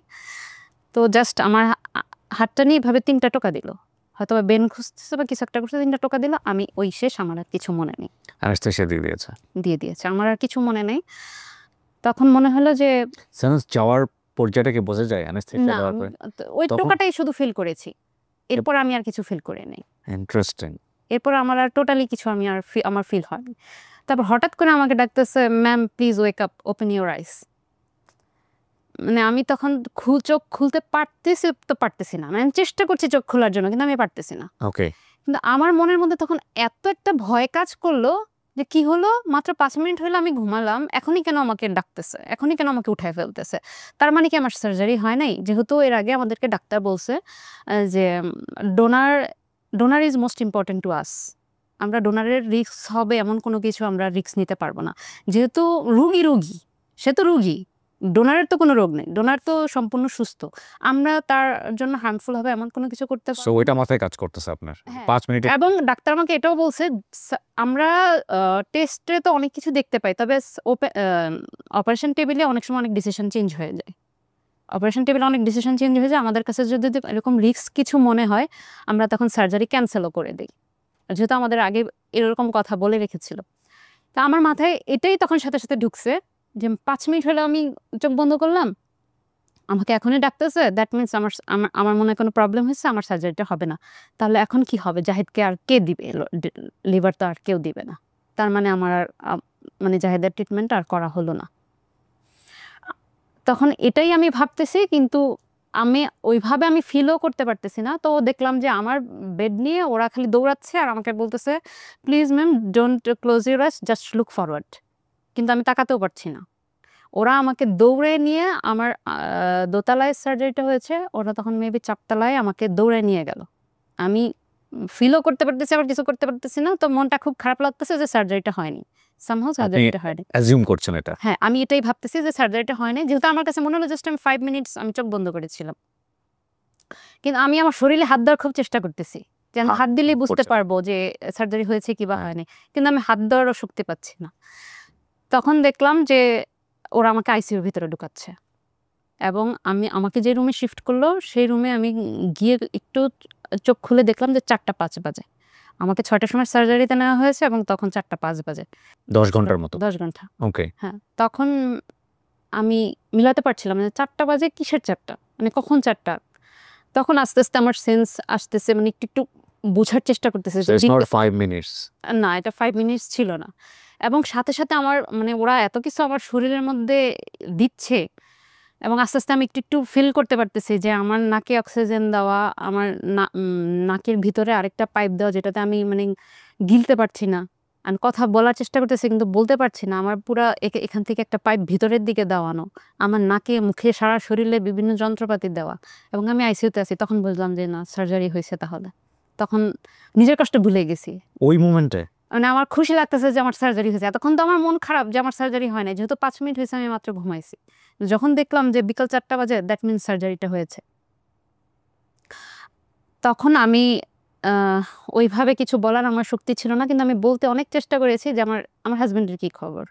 আমি ওর কথা নিয়ে জিজ্ঞেস করতে চেষ্টা করেছি, কিন্তু পারি নাই। তার মেবি কয়েক ঘন্টা পরে আমি নার্সকে জিজ্ঞেস করেছিলাম যে আমার হাজবেন্ডের কি খবর। মানে ওরা তো আর হাজবেন্ড চিনে না, ওরা বুঝে যে রিসিপিয়েন্ট, আমি ডোনার, আমার রিসিপিয়েন্ট। তখন বলছে যে হ্যাঁ, তার সার্জারি এখনো চলছে। তখন মেবি 6টা বাজে। তখন আমি তাকে জিজ্ঞেস করেছিলাম, বলছে যে তার সার্জারি এখনো চলছে, সে এখনো ওটিতেই আছে। তারপরে যখন ওর সার্জারি শেষ হয় 7:30টার সময়, সন্ধ্যা 7:30টায় ওকে আইসিইউতে শিফট করে। তখন নার্স আমাকে এসে বলে গেছে যে আপনার হাজবেন্ডের সার্জারি শেষ হয়েছে, সার্জারি সাকসেসফুল হয়েছে, ওনাকে আইসিইউতে দিয়ে গেছে। তখন আমি বললাম যে কোনো ক্রিটিক্যাল কিছু, মানে ওইভাবে তো বলতে পারিনি। আমি বলছি ইজ হি ওকে? বলছে হ্যাঁ, সে ভালো আছে, তার সব কিছু ঠিক আছে। কথা ওইভাবে বলতে পারিনি, আমার এত পরিমাণ শরীরের ভিতরে জিনিসপত্র দেওয়া, আমি কথা বলারও শক্তি পাইনি।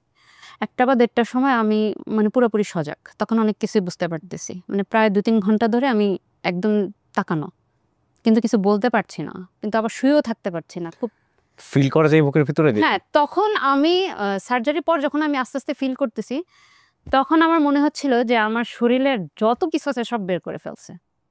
মানে শুধু আমার লিভার না, মানে আমার লিভার, কিডনি, লাং যা আছে মনে হয় সবকিছু বের করে ফেলছে। আমার ভিতরটা পুরো ফাঁকা লাগতেছে। এবং আমার এত বেশি ভমিটিং ফিল হচ্ছিল, আমি বারবার বলতেছি যে আমি বমি করব, বমি করব, বমি করব, কিন্তু আমার বমি হচ্ছে না। এবং একটা পর্যায়ে রাতের মাঝখানে আমি নার্সকে বলতেছি যে আমি না আর এখানে শুয়ে থাকতে পারছি না। আমার আমার খুব খারাপ লাগতেছে। তখন আমার হাতের কাছে একটা বাটন ছিল। ওরা আমাকে বলে দিয়েছিল যে যখন আমি অনেক বেশি পেইন ফিল করব তখন যেন বাটনটা প্রেস করি। তাহলে আমার এইখানে ৩ টা ক্যানুলা করা ছিল ঘাড়ের মধ্যে। তাহলে আমার এই ঘাড়ের মধ্যে দিয়ে ৩ টা মানে পেইন কিলার যাবে এটার মধ্যে। যখন আমি পেইন ফিল করব এটা চাপ দিলে আমাকে বলছে যে পেইন কিলার ঢুকে যাবে ওটা। তখন যখন আমি ওকে বললাম যে আমি ঘুমাতে চাই, মানে এখানে আমার এভাবে থাকতে ভালো লাগতেছে না। তখন আমাকে বলল যে তাহলে বাটন প্রেস করো। আমি বললাম যে এটা তো আমার তো এখন পেইন হচ্ছে না। বলছে এটাতে ঘুমের মেডিসিনও দেওয়া আছে, এটা প্রেস করে তুমি ঘুমায় যাবা। তো এটা দেওয়ার পরপরই মোটামুটি আমি আবার ঘুমায়ে গেছি। তারপরে সকাল থেকে একটু মোটামুটি কথা বলতে পারছি। তো নার্সদেরকে বারবার শুধু জিজ্ঞেস করতেছি যে আমার হাসব্যান্ডের কি খবর, রিসিপিয়েন্টের কি খবর? বলছে সে ভালো আছে। আচ্ছা তাহলে তার এখনো সেন্স আসে না কেন? তখন পর্যন্ত তার সেন্স আসে নাই। তার পরের দিন সকাল পর্যন্ত সেন্স আসে নাই। এদিকে তো ঢাকায় মোটামুটি আমার বাবা-মা সবাই ধরে নিছে সে নাই। যেহেতু কালকে সার্জারি হইছে, আজকে পর্যন্ত তার সেন্স আসে নাই। তার মানে সে নাই। বাসায় তো সবাই কান্নাকাটি করতেছে। এবং আমার মনের মধ্যেও একটা সন্দেহ চলে আসছিল। কারণ আমি ওখানে যত পেশেন্ট পাইতাম, ট্রান্সপ্লান্ট পরবর্তী পেশেন্ট সবাইকে ধরে, ধরে জিজ্ঞেস করতাম। একজনকে পাইলেই হইছে। আচ্ছা আপনার কি হইছে? কি সমস্যা হইছে? বা আপনার কখন সেন্স আসে? ওটির দিন কি হইছে না হইছে? সবকিছু জিজ্ঞেস করতাম। তো আমি মোটামুটি সবার কাছ থেকে জেনে গিয়েছিলাম যে রাত ১০টা-১১টার সময় মোটামুটি সবারই সেন্স আসে। আমি কারো শুনি নাই যে এত লেংদি টাইম লাগছে সেন্স আসতে। তো আমি না সকাল থেকে ভয় পাচ্ছিলাম যে ওরা মনে হয় আমাকে মিথ্যা বলছে। নার্স ওরা মনে হয় আমাকে মিথ্যা বলতেছে। কিছু একটা হয়েছে। সামথিং রং, কিন্তু ওরা আমাকে বলতেছে না। যেহেতু আমিও অসুস্থ রোগী, ওরা হয়তোবা আমার কাছে কিছু একটা হাইড করতেছে। তা আমিও বারবার বলতেছি যে তোমরা কি আমার সাথে মিথ্যা কথা বলতেছো? আমার রিসিপিয়েন্ট তো মনে হয় ঠিক নাই। এখনো কেন সেন্স আসতেছে না? তখন ওরা আমাকে বলতেছে যে ডাক্তার তো এখনো আসে নাই। ডাক্তার আসলে ওর তখনও দেওয়া, লাইফ সাপোর্ট দেওয়া। তখন বলছে যে ডাক্তার আসলে লাইফ সাপোর্ট খুলে দিবে, তারপর তার সেন্স আসবে। তারপরও মনে মধ্যে সন্দেহ যে ওরা আমাকে মিথ্যা কথাই বলে যাচ্ছে। আমি তাকে দেখতে চাই, আমি তাকে দেখতে চাই। এরকম লাগছে আমার মধ্যে। আমি তো ওদেরকে বারবার বলতেছি, "আমাকে নিয়ে যাও, আমাকে নিয়ে যাও।" তখন বলতেছে যে, "আচ্ছা ঠিক আছে, তোমাকে আমরা নিয়ে যাবো, কিছুক্ষণ পরে নিয়ে যাবো।"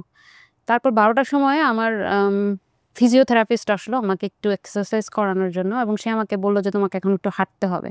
আমি বললাম, "আমার পক্ষে তো উঠে বসাই সম্ভব না। আমি হাঁটবো কিভাবে? আমি পারব না।" বলছে, "না তুমি পারবা। তুমি যদি না হাঁটো তাহলে তোমাকে আইসিইউতে অনেক বেশি দিন থাকতে হবে। তুমি কি আইসিইউতে আরো থাকতে চাও?" আমি বলি যে, "না থাকতে চাই না, কিন্তু আমি এখন উঠতেই পারব না। আমার একটুও শক্তি নেই যে আমি উঠে বসতেও পারব না। আমি হাঁটবো কিভাবে?" তখন দেখলো যে আমি কোনোভাবেই রাজি হচ্ছি না। তখন আমাকে বলল, "কেন? তুমি তোমার রিসিপিয়েন্টকে না দেখতে চাচ্ছিলা? দেখবা না?" আমি বললাম, "হ্যাঁ, দেখব তো।" বলছে, "তাহলে চলো।" তখন এটা বলার পর বলছে, "ঠিক আছে তাহলে চলো।" তখন আমার আসলে আমি যে পা ফেলবো আমার সেই শক্তিও নেই। আমাকে ২-৩ জন মিলে উঠাইয়া ধরে অনেক কষ্ট করে আমাকে ওরা নিয়ে হাঁটাচ্ছিল। হাঁটতে, হাঁটতে আমি ১টা-২টা রুম পরেই আমার হাসব্যান্ডের রুম। ওখানে গিয়ে দেখি ওর রুমের ডোরটা পুরাটাই ওপেন, এবং ওর মুখে যে ইয়েটা দেওয়া, লাইফ সাপোর্টটা দেওয়া, ওটা দেখে আমার অনেক বেশি খারাপ লাগতেছিল। যে ও লাইফ সাপোর্টে আছে। মানে এটা ওর সেন্স নাই। তখন ১টার মতো বা ১২:৩০ ১টার মতো বাজে। ওর সেন্স নাই, ও লাইফ সাপোর্টে আছে। মানে এটা আমি সহ্য করতে পারতেছিলাম না। এখন পর্যন্ত সেন্স আসে নাই। না জানি কি হবে। আর আমার এদিকে তো বাসায় সবাই ধরে নিয়েছে নাই। সে হয়তোবা নাই। তখন আমি বারবার আমাকে তারপর একটু রেখে আবার আমি তো দাঁড়াতেও পারছি না ঠিকমতো। একটু হাঁটায় আবার আমাকে রুমে দিয়ে গেল। তখন আমি বারবার জিজ্ঞেস করতেছি, "ডাক্তার কেন আসে না? ডাক্তার কেন আসে না? কখন খুলে দিবে? লাইফ সাপোর্ট কখন খুলে দিবে?" তখন বলে যে, "আজকে একটু ডাক্তার আসতে লেট হচ্ছে। ডাক্তার আসলেই দেখবে, খুলে দিবে। সমস্যা নাই।" আমি বলছি, "তার কি সবকিছু ঠিক আছে?" মানে, "হ্যাঁ, সবকিছুই ঠিক আছে। তুমি টেনশন করো না।" তখন আমাকে ৩টার সময় ইনফর্ম করে যে, "তোমার রিসিপিয়েন্টের সেন্স আসছে।" ও! মানে তার আগের দিন ওকে ওটিতে নিয়েছিল সকাল ৮টা, আমাকে ৬টায়, ওকে নিয়েছিল ৮টায়। ওর ৮টা থেকে ওটি শুরু হয়। তার পরের দিন বিকাল ৩টার সময় ওর সেন্স আসে। তখন আমাকে বলতেছিল, তখন আমি বলতেছিলাম, "তাই? তাইলে আমাকে আবার নিয়ে যাও।" মানে আমাকে একবার উঠাইয়া হাঁটাইতে পারছে না, আমি উঠতেই চাচ্ছি না। তখন আবার আমি সেকেন্ড টাইম উঠতে চাচ্ছি। তখন আমাকে বলল, "তুমি আবার উঠবা? যেতে চাও?" আমি বলছি, "হ্যাঁ, আমি যাবো।" মানে আমি নিজের চোখে না দেখা পর্যন্ত বিশ্বাস করতে পারতেছি না। তখন সে আমাকে নার্স বলল, "আচ্ছা ঠিক আছে। আমি তাহলে ফিজিওথেরাপিস্ট খবর দিচ্ছি, সে এসে তোমাকে নিয়ে যাবে।" তারপর ফিজিও ডাক্তার যেতে ১ ঘন্টা সময় লাগে। আমি ৪টা ৪:৩০ সময় আমাকে ধরে আবার নিয়ে যায় তার রুমে। আমার শরীরেও নানান যন্ত্রপাতি, এগুলো একজন দুজন পিছনে ধরে রাখছে, ২ জন আমাকে ধরে রাখছে। একটু, একটু, একটু, একটু করে হেঁটে, হেঁটে তার রুমে গেলাম। গিয়ে দেখি যে তার রুমে অনেক ডাক্তার, নার্স অনেক কিছু। তো সে আমাকে দেখে কোনো কথা বলতে পারছে না, শুধু তাকাই আছে। আমারও কথা বলার শক্তি নেই, তবুও আমি তার বেডের পাশে গিয়ে একটু তাকে দাঁড়ায় তার হাতটা ধরছি। তখন আসলে সার্জারির পর তো লিকুইড মানে পানি-টানি অনেক রেস্ট্রিকশন থাকে, খেতে পারছে না। তখন সে আমাকে ১ম কথা বলছে যে, "আমাকে একটু পানি দিতে বলো।" সে কথাও বলতে পারছে না। তখন আমি নার্সদেরকে বলছি, "এখন উনার পানি খাওয়ার টাইম হয় নাই, আরো পরে দিব।" আমি বলছি, "একটু দেন।" মানে ও তো অনেক মানে একদম গলা-টলা শুকিয়ে আছে, কথা বলতে পারছে না, "একটু দেন।" তখন ওকে একটু সামান্য একটু পানি দিল, ও খেলো। জাস্ট এতটুকুই। আমার আর তখন ওইখানে দাঁড়ায় থাকার মতো, আমি নিজেই পড়ে যাবো এরকম অবস্থা। মানে আমি পড়ে যাচ্ছি, কখন যেন মাথা ঘুরে পড়ে যাবো। আমি তাকাতে পারি না। তখন আমি বললাম যে, "আমাকে নিয়ে চলো, আমি আর দাঁড়ায় থাকতে পারছি না।" তো ওই অবস্থায় আমি আবার আমার কেবিনে শিফট করি। তখন কিছুদিন আমার এমন মনে হয়েছে যে আমি মনে হয় মানে কিছুক্ষণ পরে আমি মারা যাব। প্রতিটা সেকেন্ড, প্রতিটা মুহূর্ত এত কষ্ট, এত যন্ত্রণা লেগেছে, মনে হয়েছে আমি মারা যাব। তারপর আস্তে, আস্তে আমরা রিকভারি করছি। কতদিন লাগে রিকভারি করতে? আমার খুব একটা বেশি সময় লাগে নাই, যেহেতু আমার ফুল বডি ওপেন হয় নাই। আমি অনেকটাই খুব আর্লি রিকভারি আমি করতে পেরেছি। মানে আমি মনে হয় ৫-৬ দিনের মধ্যে আমি অনেকটাই ঠিক হয়ে গেছি। লিভার ফিল হতে কতদিন, মানে পুরা লিভার ফিল হতে 6 মান্থের মতো লাগে। অপারেশনটা শেষ হয়েছে ২ বছর আগে? ইয়েস। না, গত বছর। গত বছর আপনার লিভার ফিল আপ হয়ে গেছে? হ্যাঁ, আমার ফিল আপ হয়ে আপনি গেছে। গিয়ে চেক আপ করে এসেছেন আবার? জি। আলহামদুলিল্লাহ। আর আপনার হাসব্যান্ডের কি অবস্থা? ও ওই যে লাস্ট মান্থে গিয়েছিল, ওটাও ফিল আপ হয়ে গেছে বলল। It's like a new liver. Yes. এখন উনি আবার হেপাটাইটিস বি তে নাই উনার। ভাইরাস তো কখনোই যায় না। ভাইরাস তো আপনার ব্লাডে এটা সারা জীবন থাকবে। ওকে, কিন্তু উনার কলিজা নষ্ট করে ফেলে নাই? না, কলিজা এটা নষ্ট করবে না, এবং সেজন্য ওকে আজীবন মেডিসিন খেয়ে যেতে হবে, যাতে ওই ভাইরাসটা আর কোনোভাবে ওর কোনো অর্গান যাতে আর নষ্ট করতে না পারে। হি ইজ কমপ্লিটলি ওকে নাও? না, ওকে। আপনাদের এই মানুষটাকে দেখতে ইচ্ছে করছে না? আমি আনছি তাকে। তোমার হাসব্যান্ডকে নিয়ে উপর আসো। So you are the luckiest man in the world. মানে আমার চোখে দেখা আর কি, আমি তো ওইভাবে চিন্তা করি না। মানে আমার রাইট নাও এই ফিলিংসটা হচ্ছে যে সুখী বা সৌভাগ্যবান মানুষদের যদি সামনাসামনি দেখার সুযোগ হয়, তাহলে যে ক্যাটাগরিতে মানে আপনার নাম আসা উচিত, সেই রকম একজন মানুষকে আমি দেখছি আর কি। আপনার এটা ফিল হয় না? অবশ্যই, অবশ্যই হিল হয়। আপনি সুস্থ আছেন সবকিছু মিলে? আলহামদুলিল্লাহ। মানে কি জার্নি পার করে আসছেন, এটা এটা মনে হয় মাঝে মাঝে? এটা তো অবশ্যই মনে হয়, প্রতিনিয়তই মনে হয়, এবং এটা মনে হলে নিজেকে আর তখন আর নিজের থাকে না, কারণ আজকে এই অবস্থানে আছি। বাট বাস্তবতা তো হলো যে এরকম নাও হতে পারতো। না হতে পারত। বাট আপনার ওয়াইফের গল্পটা আমি তো আসলে ১.৫-২ ঘন্টা এখানে বসে থেকে শুনেছি। সো আমার যা ফিলিংস, সেটা আসলে সেই জায়গাটাকে আমি বারবারই বলবো যে আপনি অনেক সৌভাগ্যবান একজন মানুষ। পৃথিবীতে ভালোবাসা দেখানোর জন্যে খুব একটা সুযোগ পাওয়া যায় না। ধরেন দুজন মানুষ বছরের পর বছর একসঙ্গে থাকে, কিন্তু ভালোবাসা দেখানোর জন্যে, ভালোবাসা প্রমাণ করার জন্য কিছু কিছু উপলক্ষ চলে আসে জীবনে, কাঙ্ক্ষিতভাবে হোক অনাকাঙ্ক্ষিতভাবে হোক। এবং সেই রকম একটা জায়গায় উনি প্রুফ করেছেন নিজেকে যে আপনি সে যে কত আমাকে এতদিন টলারেট করেছে, এটাও অনেক বেশি। আপনি অন্য কেউ হলে সেটা করতো না। আপনি কত না রে, আসলে ঠিক ওরকম কিছু না যে টলারেটের কিছু না, কারণ আমাদের বিয়ে যতদিন থেকে আমি শুরু থেকেই তো তাকে দেখতেছি। আসলে তার মেন্টালিটি শুরু থেকে আমি দেখছি পজিটিভ, পজিটিভ প্লাস এভরিথিং। আসলে ওরকম নেগেটিভ কিছু না। একটা মানুষের অনেক কিছুই থাকতে পারে, দোষ টোষ, বাট ও পজিটিভ। সে শুরু থেকেই আমি দেখছি, আমরা বিগিনিং ও এরকমই। তো আজকে এই ঘটনা ছাড়াও যদি আমার কাছেও কিন্তু অলওয়েজ এরকমই ছিল যে আজকে এটার পরে হয়তো বা আপনি একটা মন্তব্য করলেন, একটা করলেন, বাট এছাড়াও আমার কাছে তাকে এরকমই। আমি ১ বছর আগেও আমার কাছে যেরকম ছিল, আজকে ১ বছর পরে আমার সার্জারিটা তো ১ বছর হলো। তো ১ বছর পরেও আমার কাছেও কিন্তু এতটুকু কমতি নাই, বরং ১ বছর পরেও যে আমার কাছে আর আরেকটু বাড়ছে, বিষয়টা ওরকমও না। কারণ আমি ওকে ডে 1 থেকে তো দেখতেছি। আসলে ও একটু সেপারেট আমার মনে হয়। সবার থেকে আলাদা? একটু সেপারেট, হ্যাঁ। আপনি ওই আপনার শাশুড়িকে নাকি অপারেশনের আগে ফোন টোন দিয়ে বলেন নাই যে ও ভালো মানুষ, আজকে চাইলে ভিডিওতে বলে দিতে পারে। ডেফিনেটলি আসলে না ওইভাবে কথা প্রসঙ্গ হয়েছে আমি জি। অলরেডি ওকে এটা বলছি যে আসলে মুখ দিয়ে বলা যে আসলেই বলা অন্তর দিয়ে বলাটাই সবচেয়ে ইম্পর্টেন্ট। আসলে ওইটা মিন করার কিছু না। আমি আসলে দেখানোতে বিশ্বাসী না। কখনোই না যে দেখানোতে বিশ্বাসী না। কারণ আর আমি বলে দিই, মানে আপনার যদি লাগতো আমার ধারণা উনিও দিত। ডেফিনিটলি সেটা আমার জন্য সেটা করবে সেই ভরসা আমার আছে। কারণ সে যে আমাকে যে এত পরিমাণে সাপোর্ট দিয়েছে এবং আমাকে যে সহ্য করেছে এতটা দিন, আমি যে যন্ত্রণা তাকে দিয়েছি সেটা অন্য কেউ হলে সেই ডে 1 থেকেই আমাকে ছেড়ে চলে যায়। মানে কেন আমি তোমাকে সহ্য করব? সে কেন আমাকে সহ্য করবে? বিউটিফুল। আপনাদের 2 টা ছেলে নাকি 1 ছেলে 1 মেয়ে? 2 ছেলে। 2 ছেলে। মাশাআল্লাহ। ওরা জানে এই গল্পগুলা? ছোটটার বয়স কত? ছোটটা 2 বছর। তো ও তো ডেফিনিটলি বোঝে না। বড়টা নিশ্চয়ই বোঝে। হ্যাঁ, বড়টা নিশ্চয়ই বোঝে। অসম্ভব সুন্দর একটা পরিবেশে তারা বড় হচ্ছে। বাবা-মায়ের সাপোর্ট পেয়ে বড় হচ্ছে। এটা নিঃসন্দেহে অনেক সন্তানের জন্যই অনেক কাঙ্ক্ষিত, অনেক সৌভাগ্যের বিষয়।